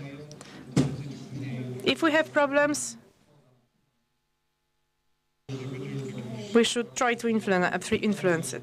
Well, I hope that there is no longer the situation where the imported coal that blocks our ports to be able, so that we are able to export corns, maize, or any other grains. Director, recurring question about money. I know you don't have a big, a pocket full of money that you could share among us, but you mentioned some projects. You mentioned that you're going to launch the project on infrastructure. On the national scale, these funds are unfortunately limited, but can we hope for the new steps in this activity, new waves of funding, and where the sources of funding can be found? Maybe this mythical NRP or maybe any other sources, because these purely commercial sources would not manage here. So what can we hope for in the upcoming months and years? Of course, our resources are limited, even though they are considerable, because under our RP program, we secured for purposes of agri-food processing to shorten food chains 4.5 billion PLN. And within this amount, we already planned some investments. What really worked at the turn of the first and second quarter of 2020 was short food chains. Long supply chains in food sector spread the margin, making it go not necessarily where it should go. And disruptions in transport and supply chain shown that where there are organized form of activities at the level of producer, we should have short supply chains at the level of producers, which is why we planned our activities in order to support organization and sales of products directly from the farmers on the short food chains instead of long food chains. We already had 2 calls for proposals in autumn in large processing, as we call it, agri-food processing, and also small processing addressed to farmers and agricultural producers who introduce agri products in short food chains. That is direct sales, direct deliveries, retail agri sales. There was a lot of interest. We verified the applications, and the Agency of Modernization and Restructure of Agriculture verified that. And now we are releasing the first funds. And of course, the entities are beginning to implement their programs. The mechanisms really raised huge interest among MSP. We had over 2,000 applications. So what is the scale? Well, in the case of SMEs, we secured 3.2 billion PLN, but the applications were for double of that amount. Well, that shows that the needs are great, and the sector sees the significance of such investments in the improvement of logistics system. Yes, what we also see is high demand for warehousing among farmers. Warehousing for agricultural products, and we are now finalizing the implementation documents that will allow farmers to build or assemble warehouses, including silos. We want to directly support farmers in the nearest future. And here we envisage co-financings at the level of 50%. Well, that is very valuable information. I don't want to go into politics, but remember that a few months ago, President Biden said that he will support the building of grain silos in Poland. But I think that we should rather count on ourselves with such investments. Yes, I just wanted to add to what has been already said, that we are in a way doomed to have new warehouses built in us, because we have imports from the east, and mentioning imports from the west doesn't make sense. And here I'm talking about agri-food sector. So such investments have to be carried out, and we ourselves need to secure possibilities of storage. We do not have many facilities, and the needs are great.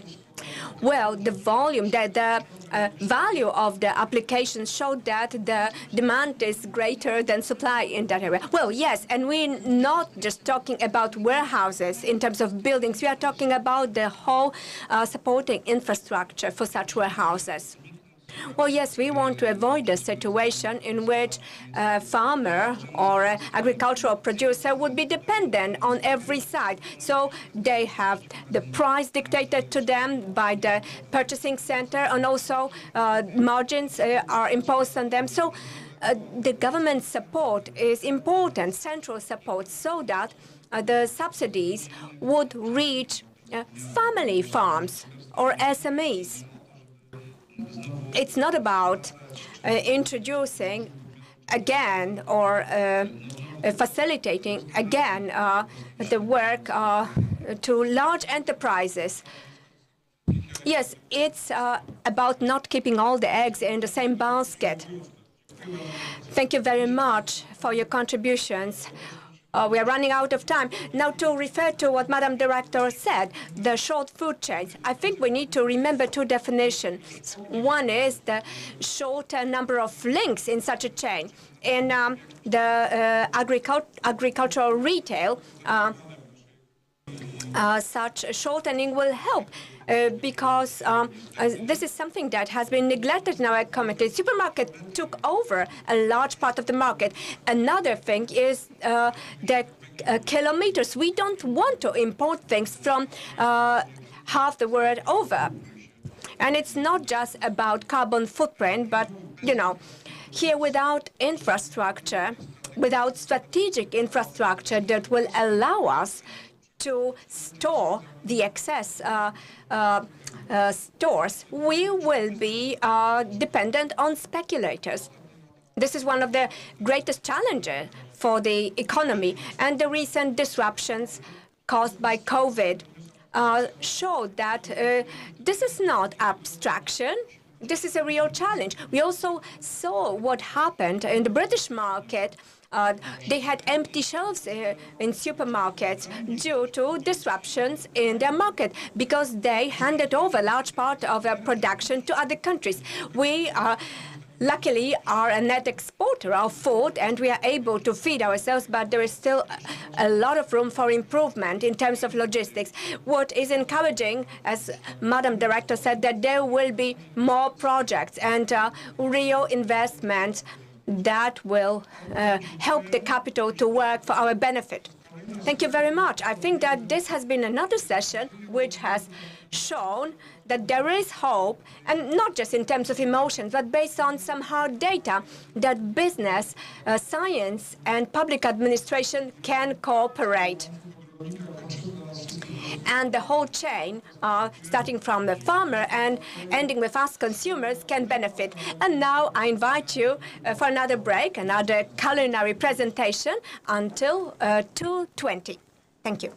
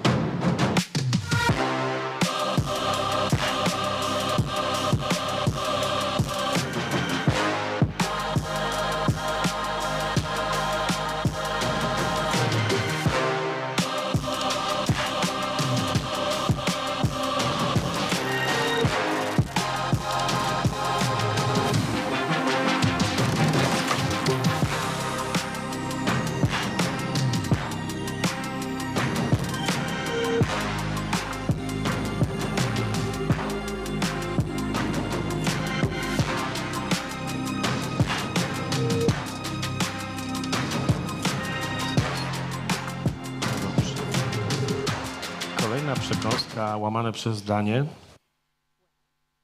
Next dish is baked potato.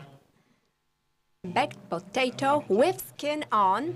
So first it was pre-boiled maybe halfway, and then marinate it in oil with salt and pepper and nothing else. And of course, it can be marinated in butter, whatever you like.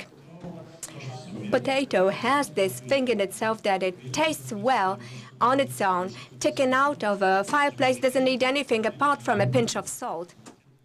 And you need to know that, for me, the potato season, the really potato season, is when we have autumn harvest. It's not when we have new potatoes, when we have to wash the potatoes, removing this soil. But when we have real potato harvest in the autumn, this is a good time to create great things out of potatoes. And as for baked potatoes, very often I have a huge bonfire, and we have a lot of ashes and embers, and we want to have really, really crackly skin.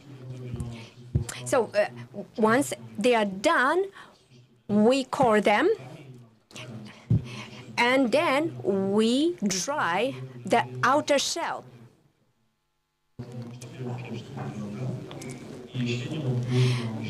So in late autumn, sometimes puree made out of such potatoes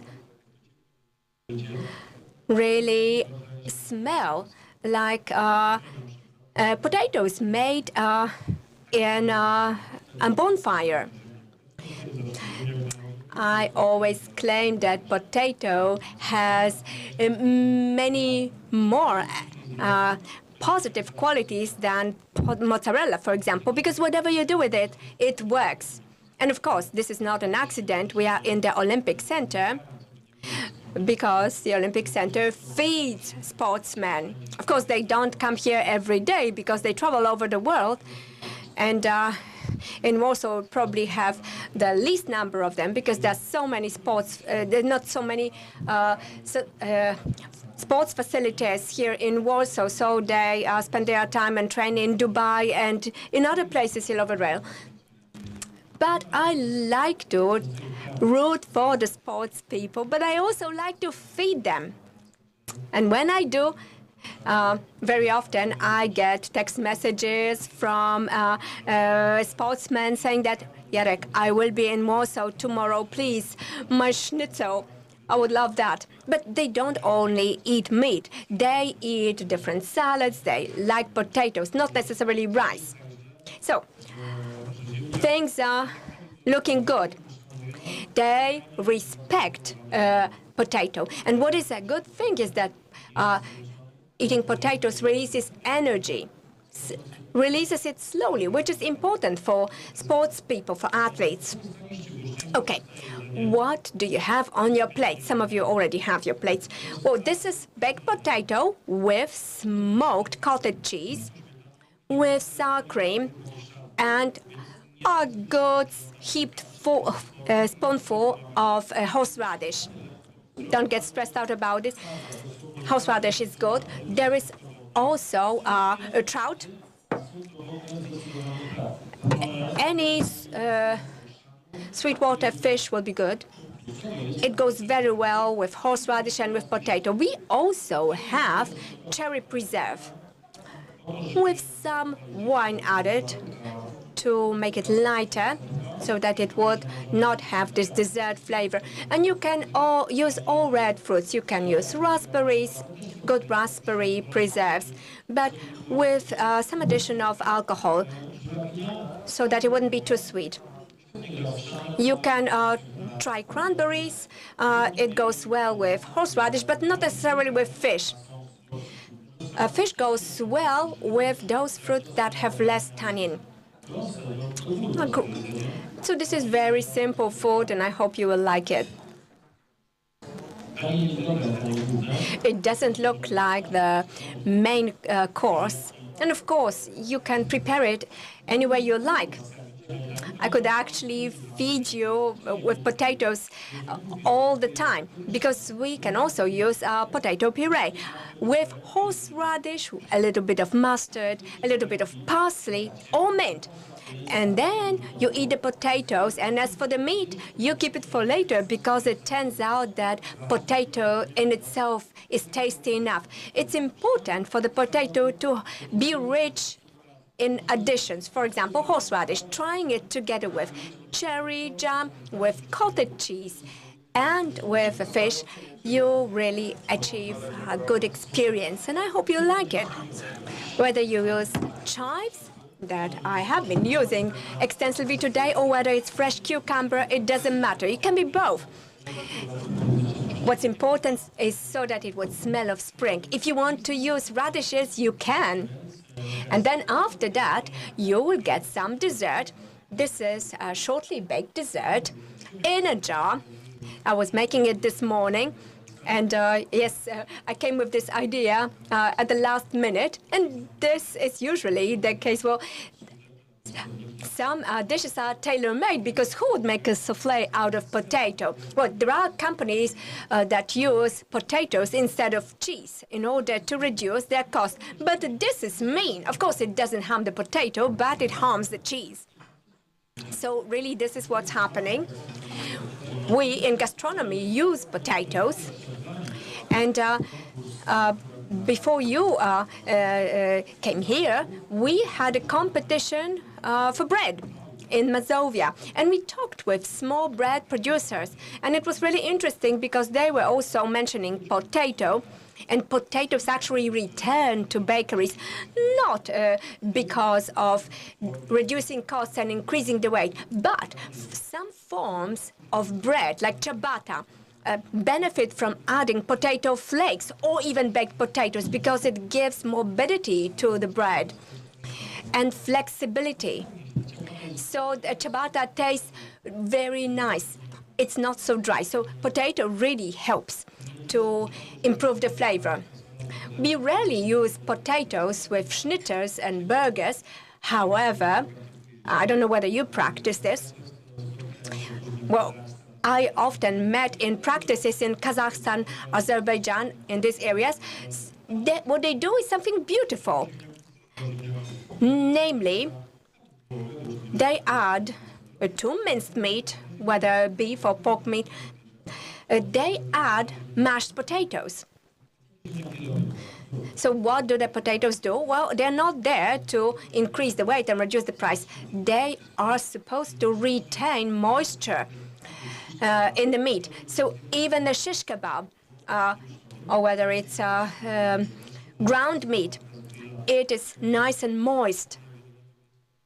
Very often, a ground meat burger can be very dry, and it doesn't taste good.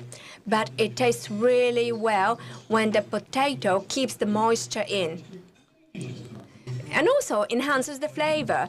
So here we have another application of a potato, and that was not invented just now, but probably hundreds, if not millions years ago. And it has already been tradition of many, many countries. Potatoes have been present in Europe for many, many years. And it traveled all over the world since they had been brought from America.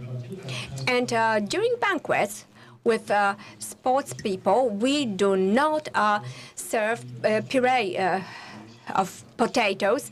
We didn't used to, but now the guests are more educated. They know how to eat it. We do not add a lot of butter or a lot of cream. Oh, by the way, I really like double cream very much. I probably don't use any other cream. And also, I use alcohol with meat and with sauces. We don't drink it, but we use it in food. Because good cuisine needs good ingredients. Fortunately, when we prepare dishes out of potatoes, we do not add things like a lot of butter or cream. But such ingredients as French mustard or horseradish to enhance the flavor. And we need to add them at the last minute because otherwise the potatoes might lose their aroma and they will just leave the bitter flavor. So now what's before you is a dessert made of potato, chocolate, cocoa, and eggs. I replaced dates with tonka flavor. It's probably just a few grains cooked in cream. I mentioned already milk and cream. So it is the gâteau texture. But 2/3 of the ingredients is potatoes, so maybe it's strange. I also added eggnog, and because bombardino and eggnog is something that goes well with desserts. So I decided to add a little alcohol because it enhances the flavor, whether it's in tiramisu or other desserts. So here I didn't add alcohol because we're baking this dessert. Well, it's true that with soufflé you actually do add alcohol because it helps the dough to rise. But here we have a baked dessert that it's supposed to be thick and essential, and it's based on potatoes. Of course, you can have many types, but this is the way we made it so that you would be able to taste the potato and another flavor. Maybe there are some questions. Or maybe some interactions, some complaints? No complaints? Now there is something, please say something.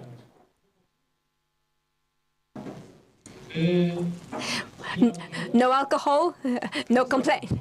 Well, no alcohol? Yes, actually there is alcohol. May I? Okay, so. Oh, I have completed my presentation. So I first came across these wines a few years ago. The wines made by people who use fruit, and they have some fruit leftovers, and they started making wines with them. So I tasted this wine, and by the way, I have been using wine for a long time. I match wine with food and so on. So I was quite surprised by a gooseberry wine. I asked them whether they add some artificial aroma, but they don't. And the flavor is still very fresh and aromatic. So if there are some of you who are not driving, try it, taste it. Because this is the kind of wine that is nice on a sunny day, and it can be mashed with any food. It is very good as accompaniment to food. Not necessarily desserts, but meat, salads, fish. So this is quite good. Okay, I don't know how it will sell, but I'm sure that it will sell in sets because people will want to try it. Czarna pożyczka. No. Semi-sweet wine. Smells like wine. I do not expect that the wine that is made of grapes does not taste as wine.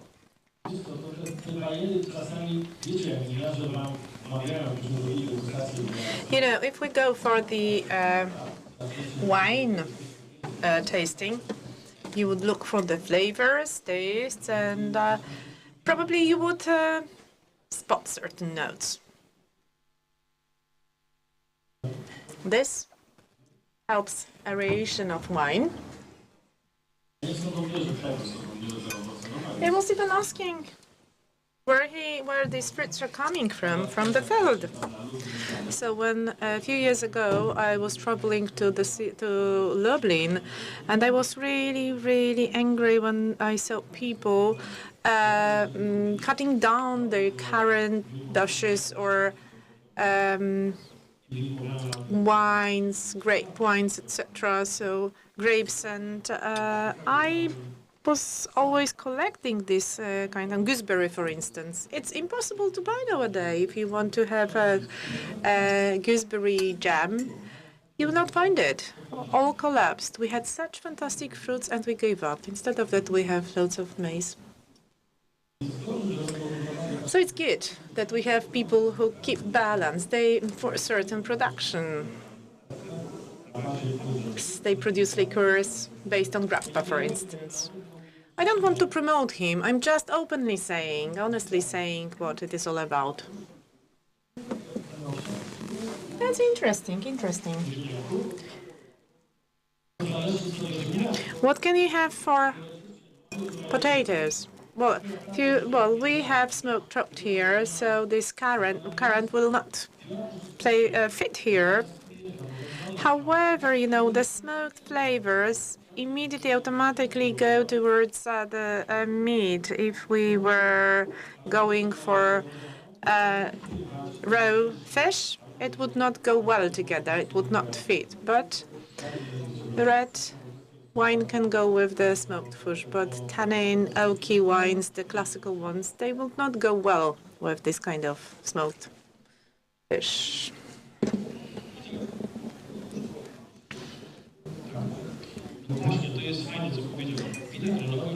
The grape wines refer to fruits, let's say peach, blackcurrant, whatsoever. But if you come up with the peach wine, it's no longer wine. Either or. But you have to get opened and then we can play with food, because food is not a daily meal, it's an adventure. I believe that we go to restaurant for adventure. In Poland, definitely is not a daily routine for majority of people, but daily meal should be coupled, paired with some non-obvious wines, with quite obvious fit like typical chop. And then we can come up with something really tasty. I'm really impressed here. Meanwhile, you can taste it, you decide yourself. No shame here. Well, thank you very much for this opportunity. Officially, I would like to invite you to our stand to taste various fruity flavors. It's a fantastic journey through various flavors. Let me say that the word wine does not come from grape wine, so it comes from the notion of fermenting foods. That's why wine, vino, is similar in all languages, whereas grape wine is different in different languages. In Polish, it's winogrona. And this gives us almost 100% of guarantee that nobody in the European Union comes up with a silly decision that wine can only be made of grapes, because the original connotations do not allow for that. But 60% of the production of grape wine comes from France, Italy, and Spain. And that's why we keep this kind of story here in Europe, but we don't need to believe that. South European countries produce wine from grapes, but for instance, Turkey produces wine from pomegranate. We, for instance, produce wine from potato. At the end of the day, you produce wine from the best fruits. The best fruits that we have here are berries, and that's why we have to cultivate this tradition. We have to extend this segment without any complexes. There is nothing to be ashamed of, because we have the best, the healthiest fruits in Europe. Thank you very much for giving me this opportunity to tell you the story. I would like to invite you to taste different flavors. Jarek, thank you very much for this beautiful story about food and wine, because food and wine, these are two inseparable parts of apple or potato. Well, if you have duck, you can go for apple and potato together. So you can have both. So it's a long journey ahead of us, but together, I'm sure, we will get stronger in building this story here in Poland.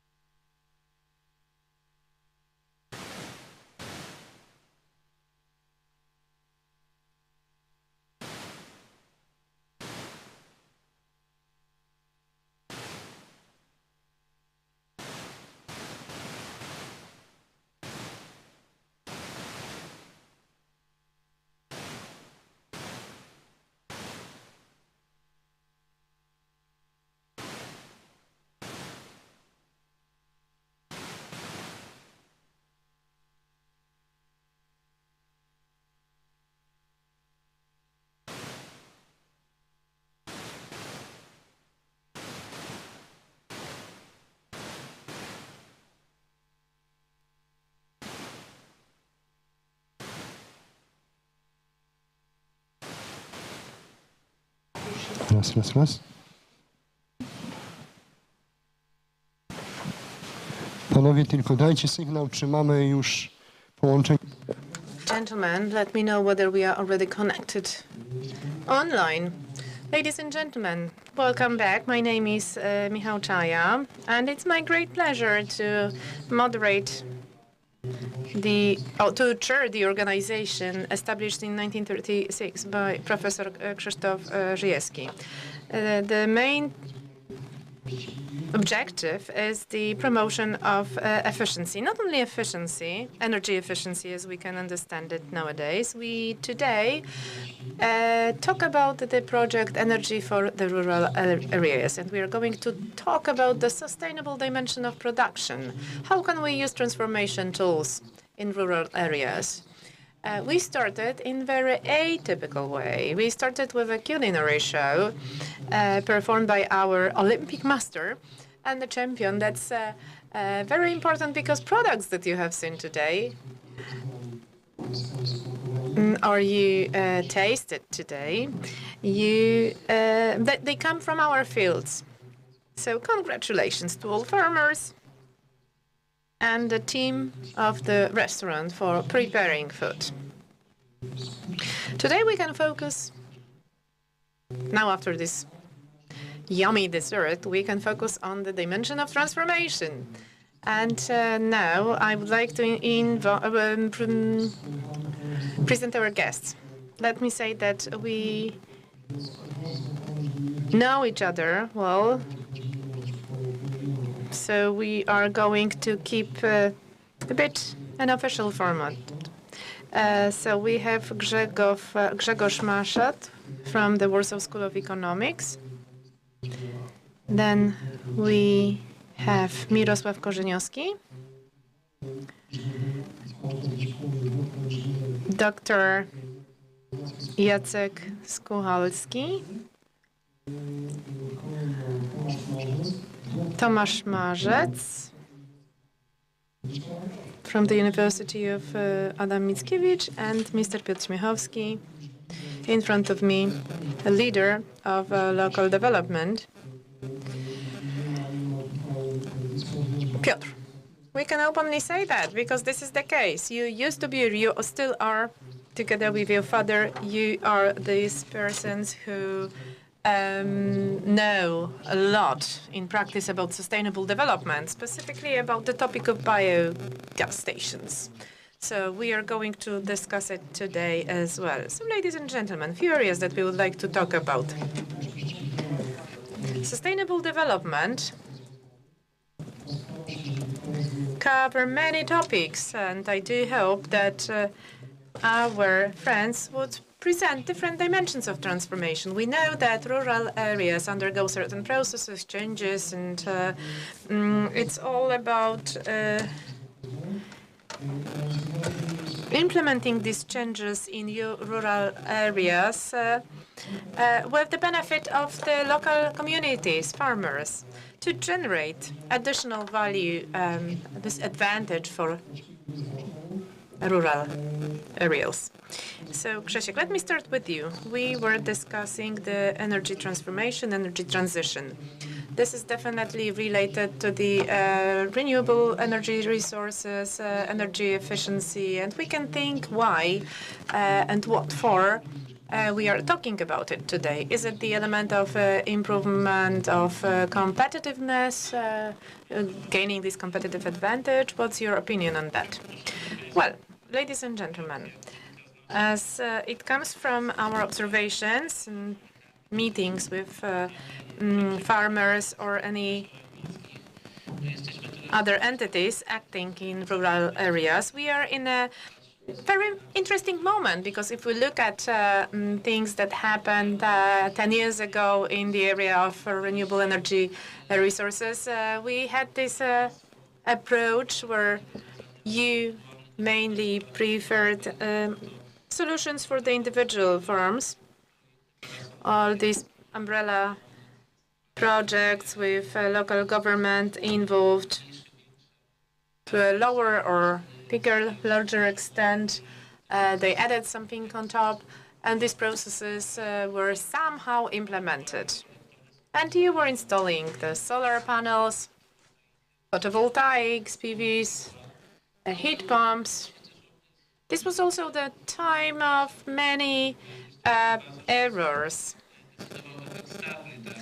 There was this snowball effect employed here, because if my neighbor installs something, I would install something twice as big. It was not effective, efficient, it was not rational quite often, but to a big extent it made poles, and here I'm talking generally, I'm not going to divide between cities and rural areas, poles accept renewable energy sources, and they've learned it's something great, positive, something that can bring tangible benefits.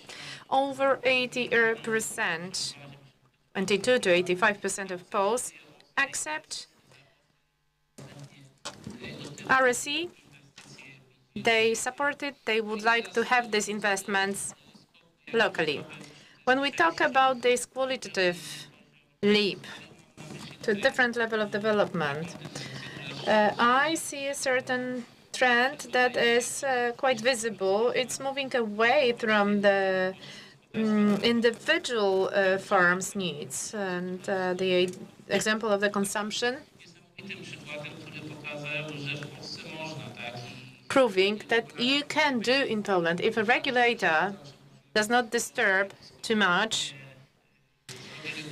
If regulator does not disturb, RSE can quite quickly grow in Poland. In the past, we had 1,000 to 200,000 consumers a few years ago, and now we have over a million. So we actually already reached the objectives planned for 2030. As the society, we proved that we are easily adaptable, and we can get benefits from RSE. Great work ahead of us, ahead of farmers and companies. This is the adapting renewable energy resources to own needs. We are talking about more ambitious installations, bigger capacities that would secure needs of the individual householdings, but also will make your householdings, the whole communities will become self-efficient. Local governments and the farmers' needs, another topic. We as the association, we had the pleasure to organize the whole range of webinars on the energy efficiency, and I believe that the farmer's role should be quite significant here as well. Yes, it's a big challenge for the local governments because due to the natural tasks, they should play a significant role. The state expects the local governors to become the promoters and the ambassadors of the good change, and it is not always the case. The big problem quite often is the fact that the rural municipalities are quite small offices. When you talk to local governors, you learn that in the whole local administration, you have 20 people only, 20 officials. So human resources, finances, quite limited. So it's difficult to secure the experts that would know much about this difficult topic like renewable energy. It's the people who would get real support from the municipality. It looks like we need the pan-municipal structures that would support development processes, starting with very easy things, but sometimes complex for farmers, like filling up applications through support in implementation of more ambitious investment projects. All right, we see these tasks and needs important for the whole farming sector. We see the role of local administration.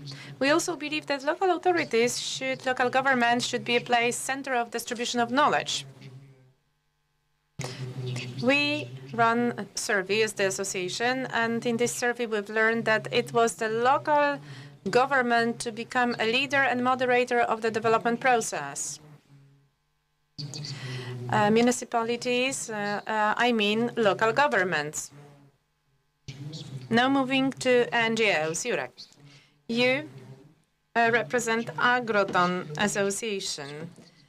I have a pleasure to work with Mirek in the area of sustainable transition, and Mirek really is pulling us to work together, and the work that we cover is really quite significant. We agreed that certain challenges and issues that we discussed internally as a small group of people are very well understood at the industrial level, at the level of our industry. But when we move on and we talk using the industry language, this needs somehow dilute. And Mirek, I remember that recently when we met, we discussed the topic of agriculture, the conventional, sustainable, organic farming, what it is all about, what is integrated production, etc. So these are all the notions that are often used as synonyms, and they should not.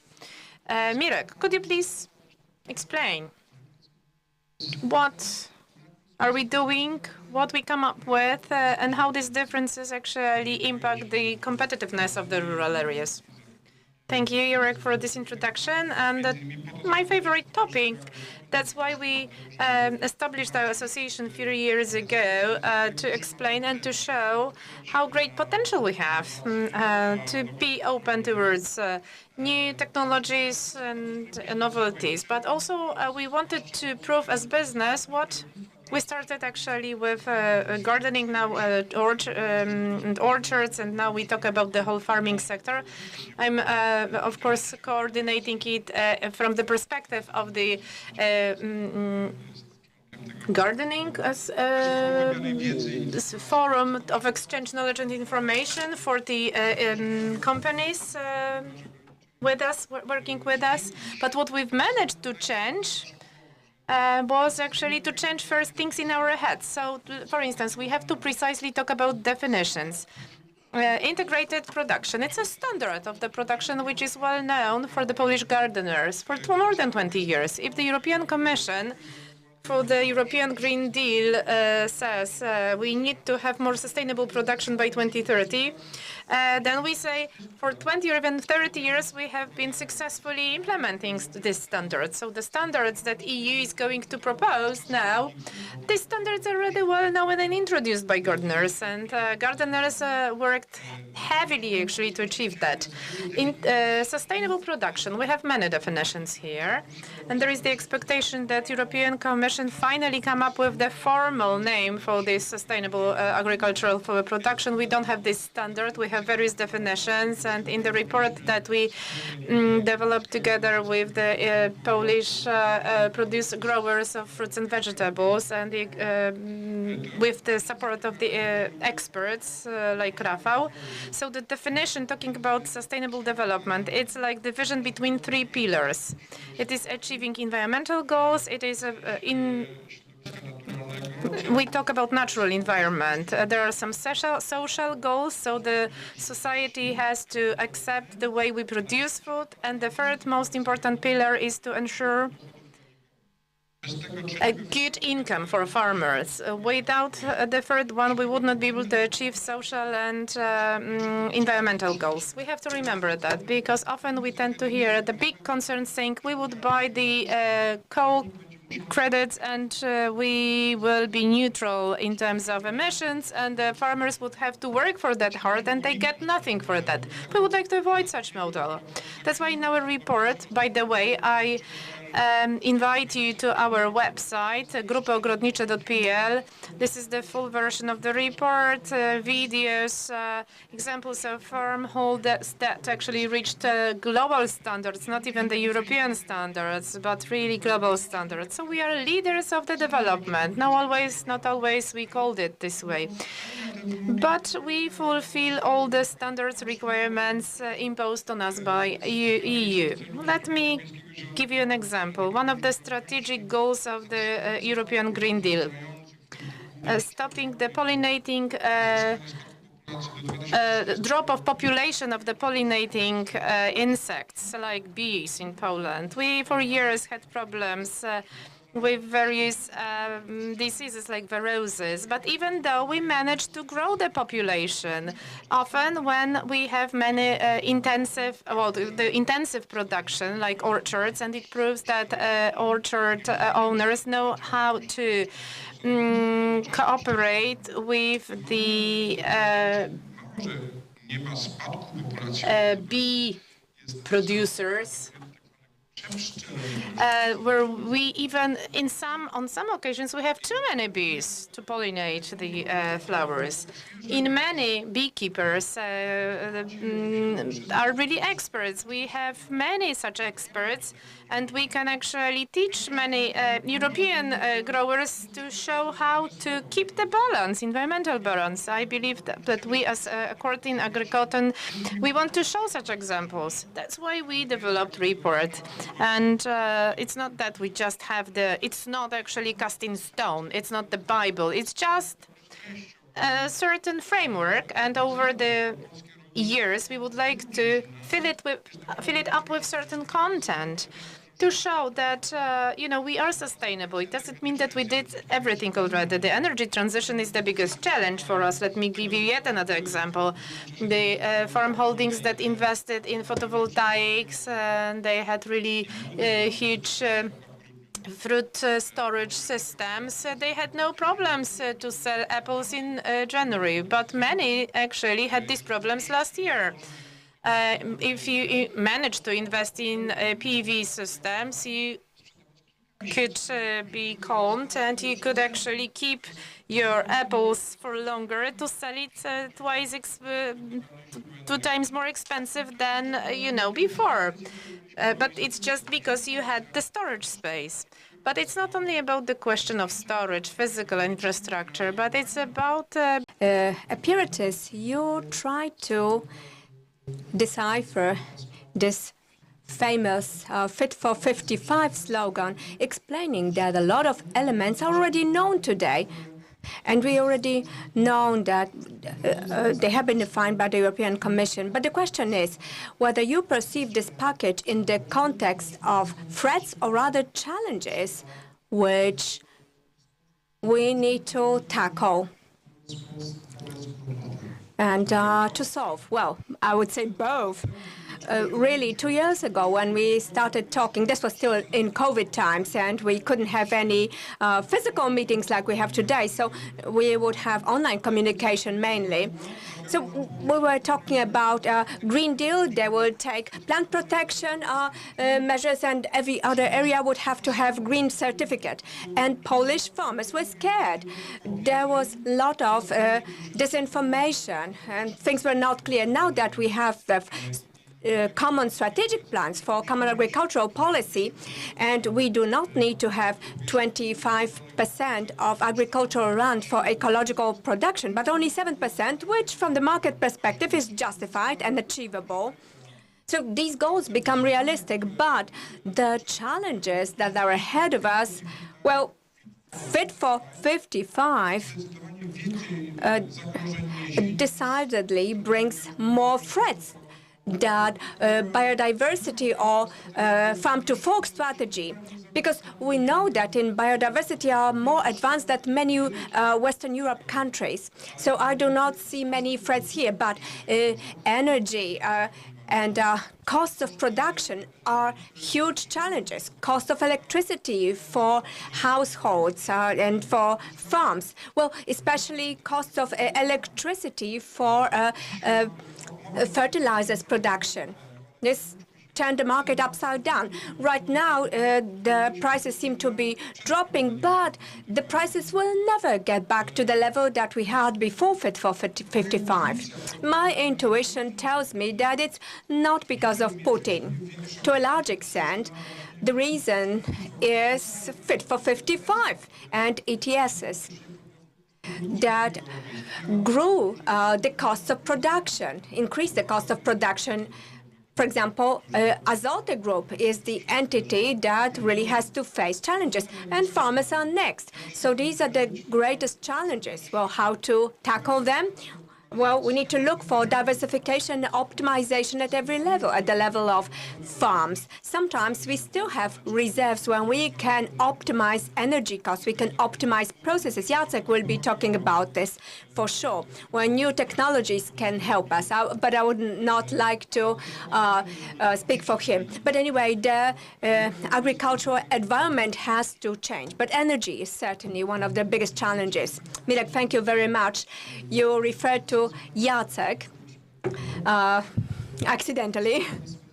But ladies and gentlemen, Jacek Skowialski from the University of Agriculture. Well, we started with energy in rural areas some years ago, and I remember that we were talking about agriculture 4.0.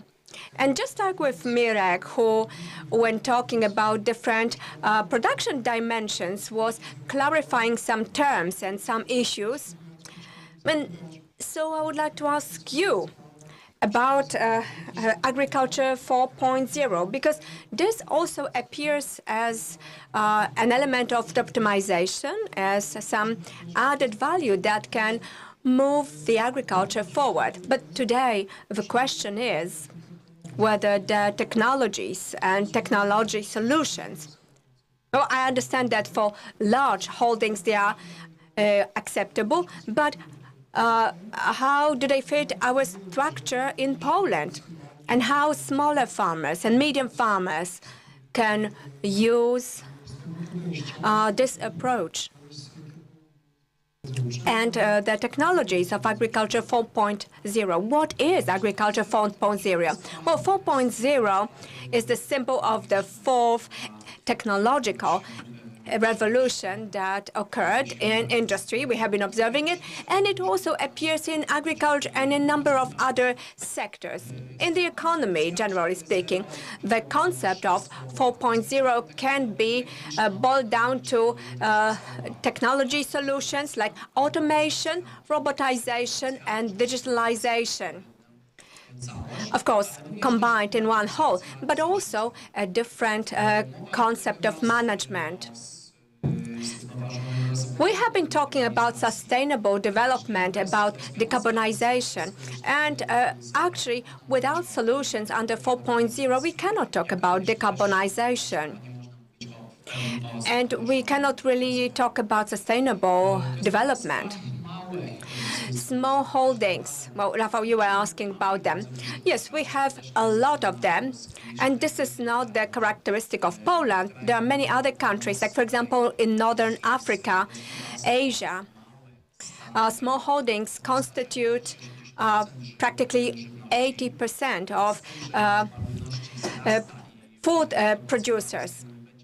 And the population, the world population is growing, and demand for food will grow. And also the significance of such small holdings will also increase. The solutions 4.0 will probably used mainly by large holdings. A lot of technologies will be applicable there. But I would say that small holdings will not be deprived of possibilities offered by Agriculture 4.0. Let me list 3 areas that such holdings could use. One of them is Internet of Things that will be available it will be available and necessary in large holdings, but it also will be useful in small holdings. Some sensor solutions, because in the 4.0 concept, the main basis is data collection, based on which decisions are taken either automatically. Well, we can have automatic management of processes. So such data, with the use of Internet of Things, can be collected also in small holdings, weather stations, field sensors, probably in a more modest form, will be available to smaller holdings too. Technological programs means that systematically the solutions are becoming cheaper. So it's possible that in the future also the sensors will become cheaper and more available. So holdings can use these solutions for sure. Jacek, one more question. Also looking at Mirek. Mirek encouraged us last year to visit a farm of Czarek Rokicki, and it turns out that near Rawa Mazowiecka, this agriculture 4.0 is beginning to rain. And Jacek, also as a university teacher, gave us an example of our local farmer, proving that it really works. Now remember, we were really impressed with the visit, seeing that some theoretical models which you present in your classes are applied by farmers. Yes. Well, maybe we can close the topic, because this is a holding that we all work with. But what I would like to emphasize is innovation. Of course, agriculture 4.0 and digitalization technologies are important, but we also have great tools that support biologization. Well, and it's not just going back to nature and producing food extensively. We cannot move in that direction because the global needs are so high that globalization means new technologies, new solutions, relying on useful organisms, bacteria and fungi that can help our conventional solution, and thus decreasing the use of chemical measures. And also the use of decision-making support tools, we can improve the situation. My personal experience in introducing biological plant protection measures, well, when we did it years ago, it failed because we didn't have a good decision-making processes. We did not have systems that would tell us this is the right time to apply the protection measures. But once we have such systems, things will grow, because without such support, we can stay in the realm of ideas and not practice. Another thing, the solutions under Agriculture 4.0 are available and used in large holders. We see the monitors in new tractors, but also biologization of protection measures is also something that can be applied also in small holdings. In Poland, we have small holdings, especially fruit producers. So this is an opportunity for technology to be harnessed in order to help precise use of biological tools, biological protection measures. And we have seen it in the holding of Czarek Rokicki. So this is something that can be adopted by others. And I hope that we will not face such challenges as we did when we were introducing biological plant protection products in Poland. and the market at that time did not grow. Now we have more tools, and we're hoping that the situation will develop. But let me mention one more element connected with the National Strategic Plan. When we are talking about the support for modernization, when we have 0.4 million euro under ECO scheme for the whole Poland for biological measures of plant protection, this is just symbolic that could be used by farmers in just one municipality. If we do not have systemic changes that will support Polish agriculture, this process will spread over years, and other countries will get ahead of us because they invest more resources there. And I am fully convinced of that. It's not just about giving money to farmers. This is money that will stimulate the whole system. We need corrections in the strategic plan. And we have already mentioned that to the Ministry of Agriculture, and we are hoping that the new Minister of Agriculture will look favorably on that. So what you are saying is, one, we need resources. That's obvious for economic reasons. But the second thing is we need leaders, because without their example, it will be hard to take action. So this is why I refer to this example of the holding of Czarek-Lokicki, because this is here a local holding. Nobody says, please come and see something in Amsterdam or around Berlin or around Stockholm, because we can just go outside of Warsaw and see some applications there. Jacek, in your view, are there any constraints apart from economic constraints that will prevent us from developing this agriculture 4.0? Well, yes, of course, there are constraints. There are financial constraints. Not all solutions are available or are affordable, even for large holdings, because these are quite significant expenditures. And another thing is the lack of knowledge among farmers about different solutions. And they are also not convinced about such solutions being useful. They think, like, why would I need this? I remember what Czarek-Lokicki said when he mentioned that his grandfather had to actually go outside to his orchard in order to find out what's going on in the orchard. Czarek just looked at his smartphone, but he needed to be educated about this, to be convinced that these solutions really bring benefits. And of course, with the implementation of 4.0 technologies, like with purchasing machinery and any other investments, we need to think things through and adapt them to the specificity and the size of the holding. If we buy a tractor that is too large or too expensive, that can be a burden on the holding later on. But of course, there are solutions that can support farmers, solutions that sometimes are free of charge, like, for example, applications that can be used on a smartphone, or management programs that will allow a farmer to enter what they have done, and the program can calculate the production costs in different fields and in different areas. So sometimes such software is free of charge. But just the farmer needs to be willing to use such software. Thank you, Jacek. Now we are moving smoothly to Tomek. I can see that we are following the initial sequence. So, Tomek, Mirek mentioned this topic, also Grzesiek touched upon it, that is renewable energy.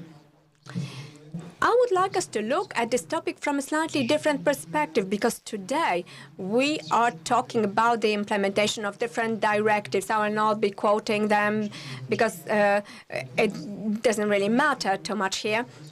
But what appears are those organized forms of energy production that are geared towards farmers to satisfy the local needs. What I noted here is a definition of energy community, because this is a topic that, again, Jacek says that farmers do not know about agriculture 4.0. They don't have enough knowledge. But I think that the term energy community sounds even more mysterious than agriculture 4.0, because at least in agriculture 4.0, the first part of the term is familiar. And here we have energy communities. So could you please clarify this term? And then I will ask Grzesiek to add to this.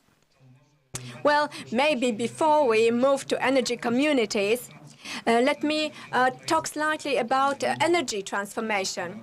This results from our obligations as a member of the European Union.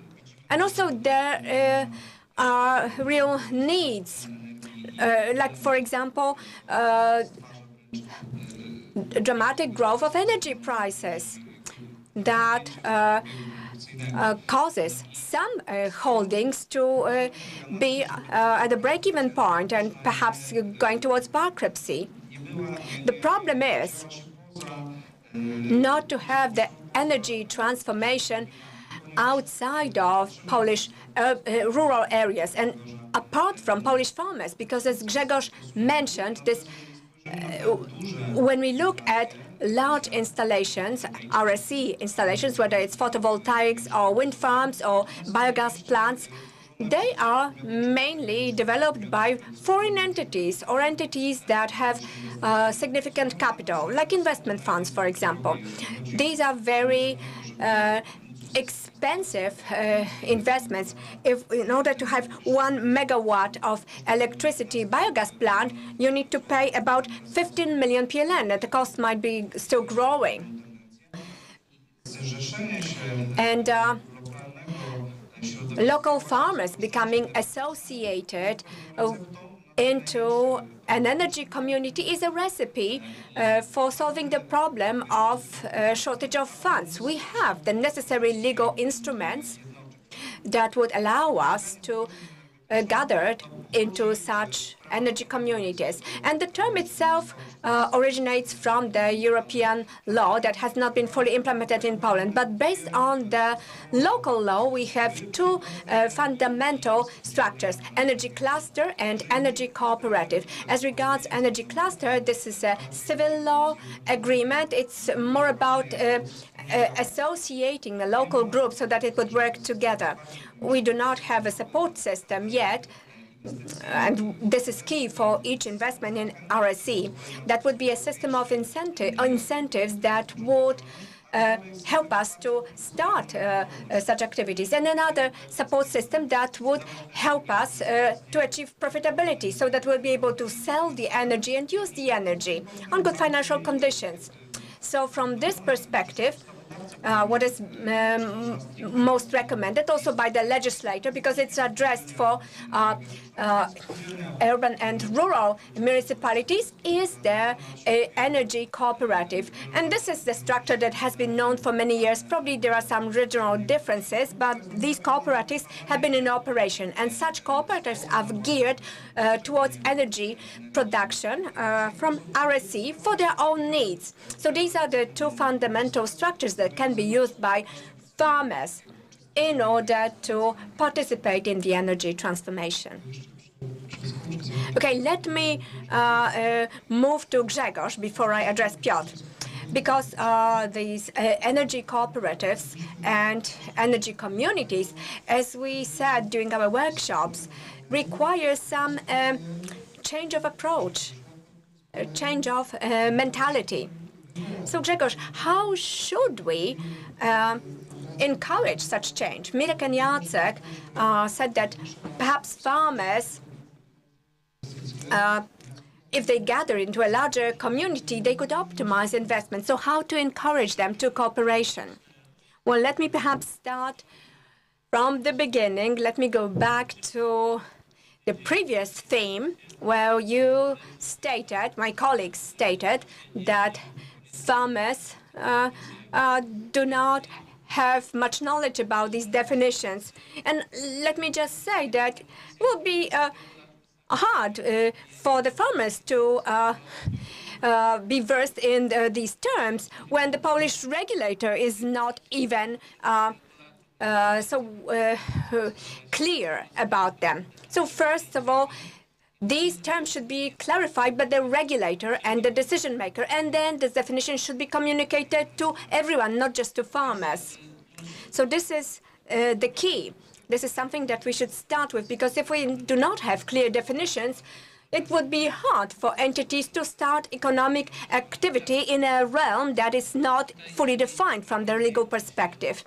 But as I hope this will finally be clarified, then what remains is to work out the pathways to get there.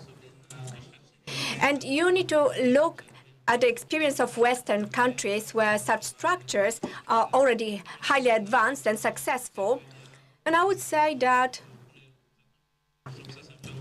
our activities will not succeed after a year or two. These are probably activities that will bring fruit in generations. So we need to have a long-term perspective. And what I think is our major pain at every stage, because of course rural areas are not an exception here. So the greatest pain is the problem of building a civic society and this cooperation skills. Because if simple social studies tell us that people, when asked whether they would want to get 100 PLN or whether they would get 200 PLN, provided that 100 PLN will be also given to your neighbor, people would choose the first solution. So it shows that we have a huge social problem. And this neighborliness is a key to building success. And of course, we know that there are a lot of producers groups or even informal cooperatives that are in operation and are successful. When we go back historically to the times of the years between the wars, going back to the energy cooperatives, please note that in the 1920s, when for the first time in Polish rural areas, electricity was produced. Well, where did it come from? It was coming from small water power plants. And it was the local communities that would chip in to build such a plant. And the holdings would join in the project, and they would use the electricity. So please note that our grandparents and great-grandparents were building energy cooperatives. This is not the term that they used because there was no regulator that will impose anything to them. They just took things in their hands and they were doing things. So the question is whether we just follow, do it our way without looking at the regulator, maybe. Piotr. Purposefully, I left you for now. Piotr Śmiechowski, the farm holding Biogas Śmiechowscy. And I purposefully present this biogas plant to you because you, Piotr, are the pioneers. Today in media, everybody talks about your biogas plant. Even, journalists approach me asking about it. What is it? It's interesting. It's very trendy and based on your installation that has 1 megawatt power. It's really impressive, and we may say that the practice proves that the circular economy is really a hands-on exercise. Ministry prepared a special regulation to regulate the biogas market but also at the level of our association we were trying to indicate and talk and indicate that fact that it should be a farmer who becomes beneficiary at the end of the day. maybe investment fund on top of that, but not the other way around. So that's what's happening in your case. You are mainly based on your own capital. You get support from various funds, and we may say that you did not start operations from the idea for business, but you came up with the solutions to certain economic challenges. Piotr, could you talk about it? Because this is the key of the problem here. Rafał, thank you very much for the introduction here. Thank you. Good afternoon, ladies and gentlemen. Calling us leaders, maybe it's just too much. Our family business decided to take the risk. We started with agriculture, then we came up with an idea for a biogas plant. It was back in 2009, and as of 2014, we have been implementing the assumptions of the plan of the sustainable development of the circular economy. And I proved actually that it's doable. We proved we don't need any foreign capital to implement big investments in rural areas, which are not urbanized. And we only used our own potential here, our family potential. Since then, we established cooperation with many other entities. In fact, we could talk about potential partnerships with all the previous speakers in the area of potato production, nematodes, long supply chains where there are many wastes generated. And the main benefit of our installation main advantage is that we use agricultural waste in the last moment of the life cycle. If not to biogas plant, they would be actually stored in a landfill. We are using the oldest process, the methane fermentation. We produce 3 streams of energy: electric energy, heat energy, and energy incorporated in the post-fermentation fluids. That gives life to plants.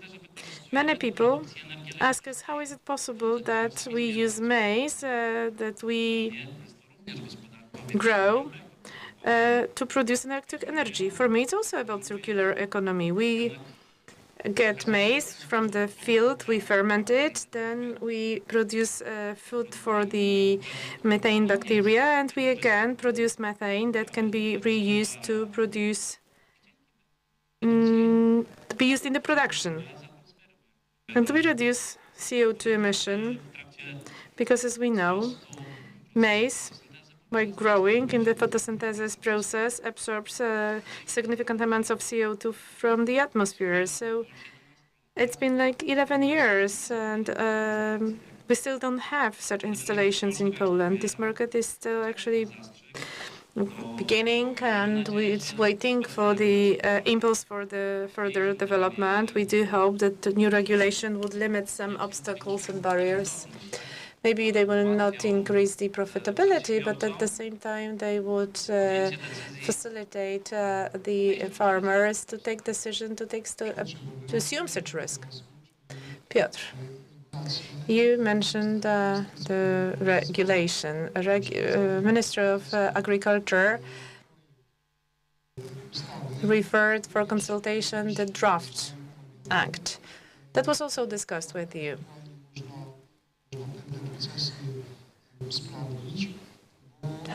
The main content is about the improvement of certain processes, but you professionals, you practitioners, you know what the real worries are. And you know that at the level of experts groups and association, we talk to many experts.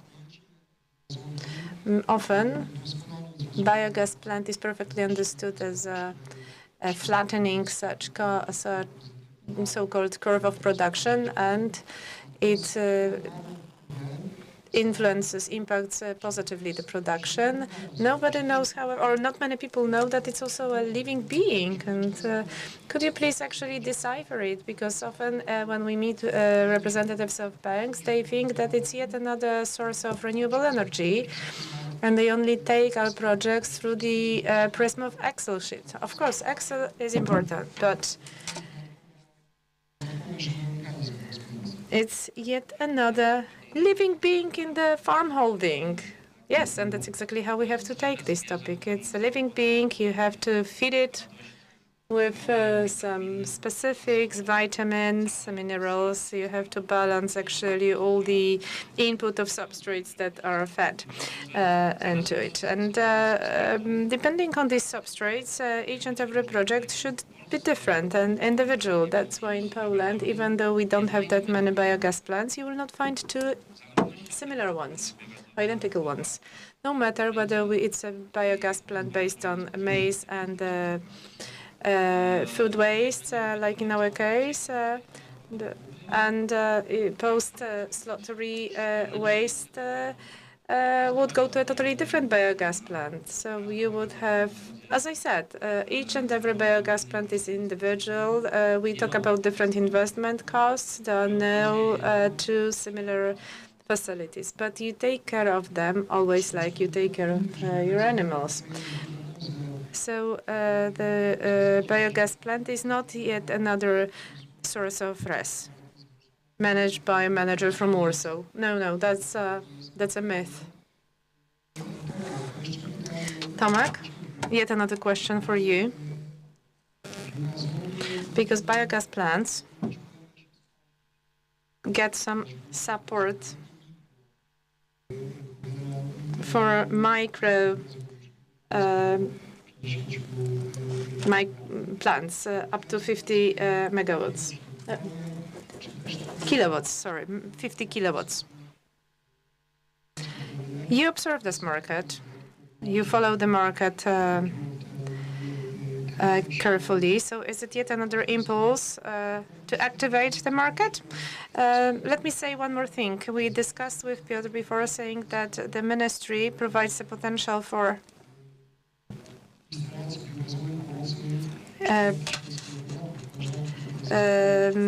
biogas plants with the capacity of 4,000 megawatts, and these are like two power plants in Turów that could be based on the local resources. So, Tomek, the funding at the level of national fund, could it actually help the market?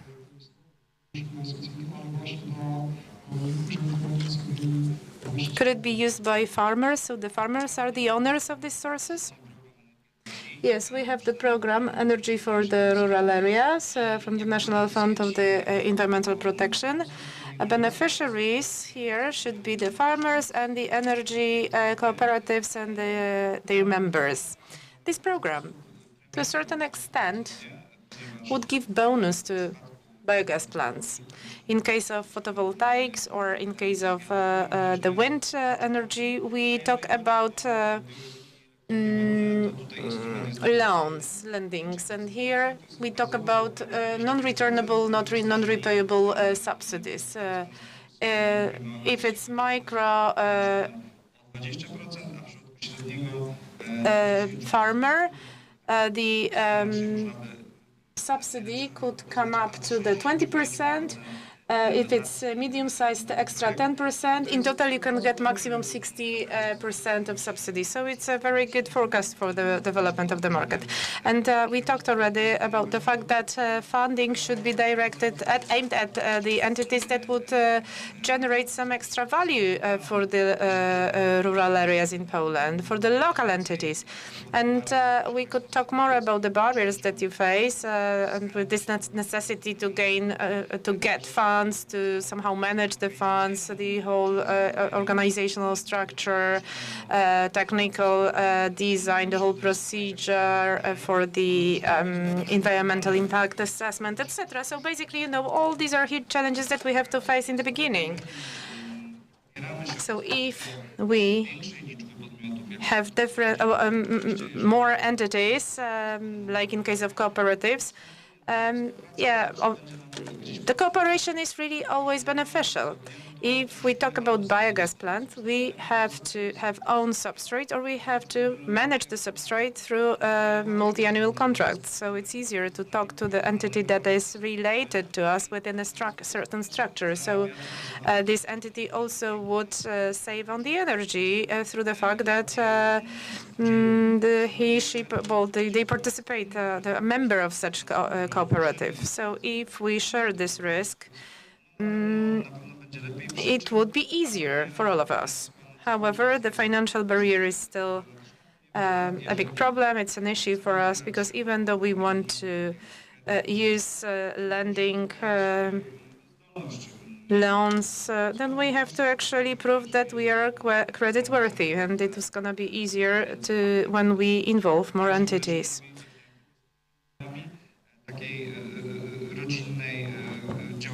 So we hope that soon we will have more such pioneers in renewable energy sources. It should be more popular like it is in Germany.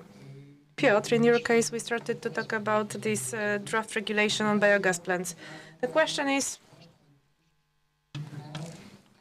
at first glance, what do you think about these developments? The challenge that you face before the act was introduced, how was it actually tackled by the legal act? Well, first and foremost, when we started our operations, we needed 3 years' time to manage all the administrative tasks. Now, when I read the legal act, I see it should be easier. We should overcome certain obstacles, and the time for the investment process actually would get shorter definitely. But still, we have many other obstacles. And these obstacles would put investments on hold. For instance, finance, sources of funding, social barrier.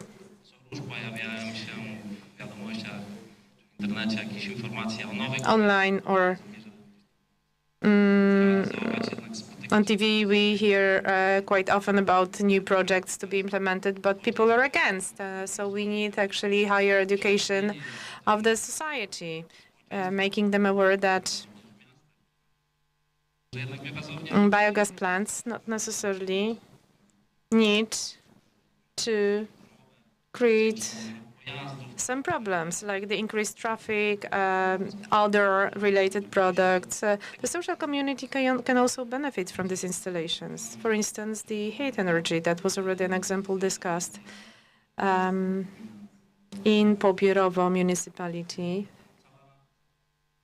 They benefit from it. The whole municipality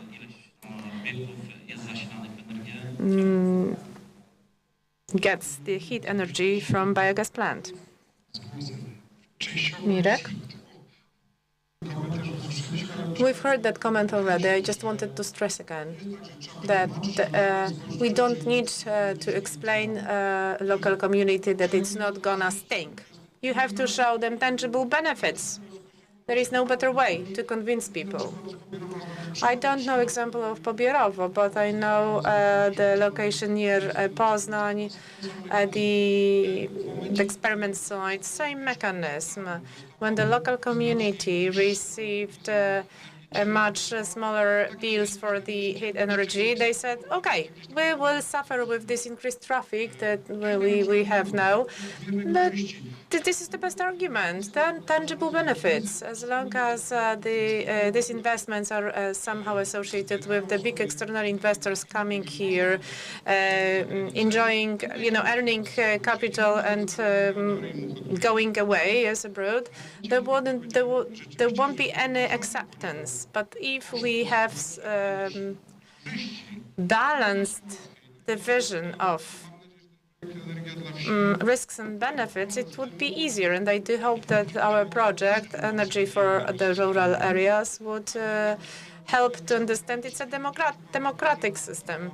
I live in Podlasie region. There was a huge scandal related to wind farms, and there was a big investor coming, managing huge land. The local community did not get anything from that. It can't be the case. If we want to talk about development of areas, we have to include local communities. Okay. If we have a large investor, what kind of advantages we talk for a local community? There are two advantages mainly. We have a farmer who can lease land for the wind farm, for instance, of course, so they get money for that. The municipality gets taxes. That's all. Sometimes taxes are high, but that's all. But when we think how much these benefits could be increased, and that's what is happening, by the way. We have this wind farm acts, which is processed now. This act would help the local community to enjoy more benefits. So if we have this solution, it's quite easy to convince them, to stop them being against. Let me remind you of another situation. In 2014, we were visited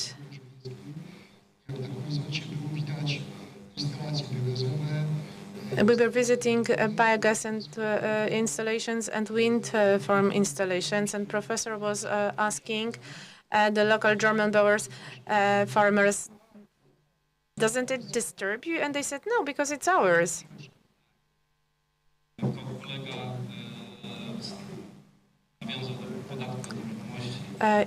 My colleague mentioned the tax on property. That's yet another obstacle for development of biogas plant. Quite a significant obstacle, because the tax property is calculated by local communities and municipalities, and they are fully free to calculate it. They are supposed to calculate the tax for property or on real estate taxes. And in majority of cases, investors don't even remember that something like that functions, exists, because they produce something, invest in the agricultural facility, they store fodder for animals. At the end of the day, they generate electric energy, but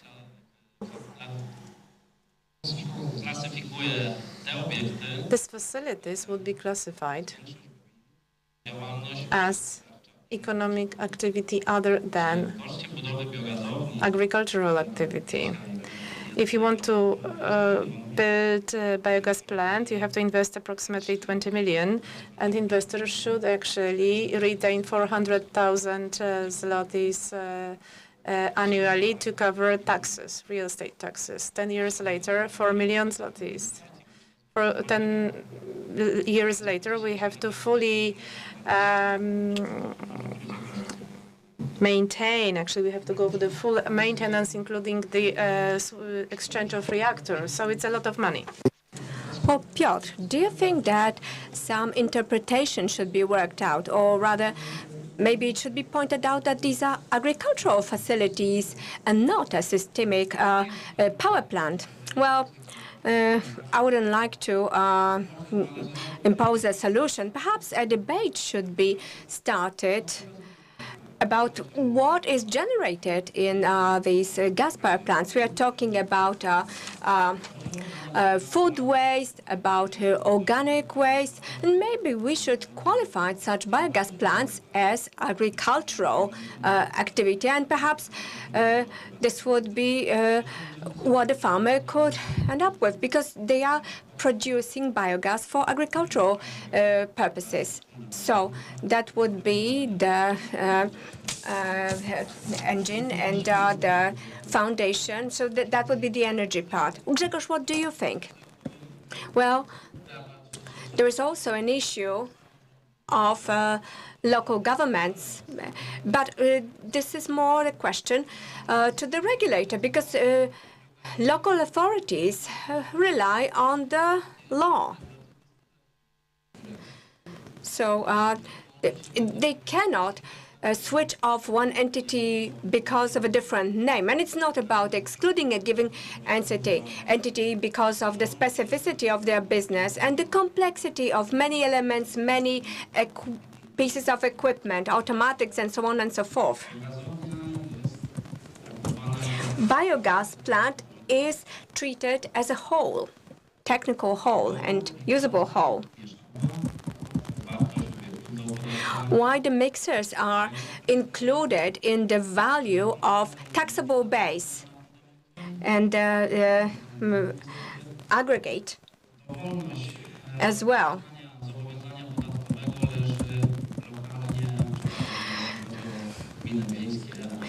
So there are, well, but actually these things are quite flexible. They're up to the decision of the head of the local community. Well, gentlemen, we are coming towards the end, and we see that we have not solved the principal problems with our debate. When this was not the goal of the debate, it was rather to outline some paths and some tools. And we have said that there are already tools available for agricultural transformation, and where there are not, they should be worked out.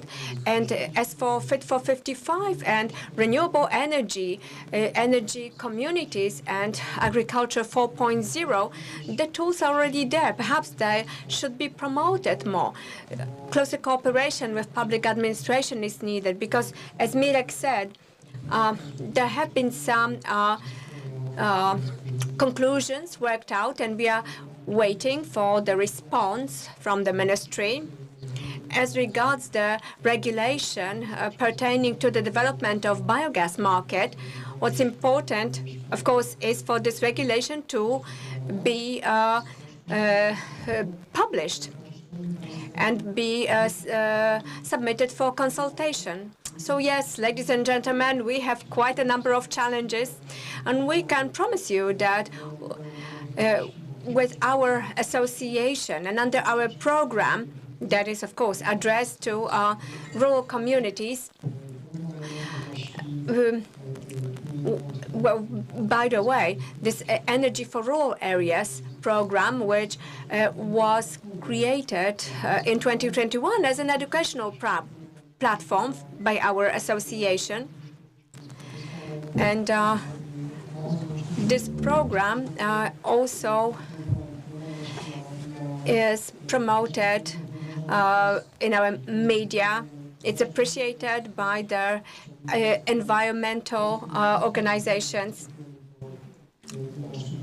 When we go back to our dinner earlier today and our dessert, we had some fantastic things from this region, from Mazovia, from Lublin area. These are things that we can be proud of.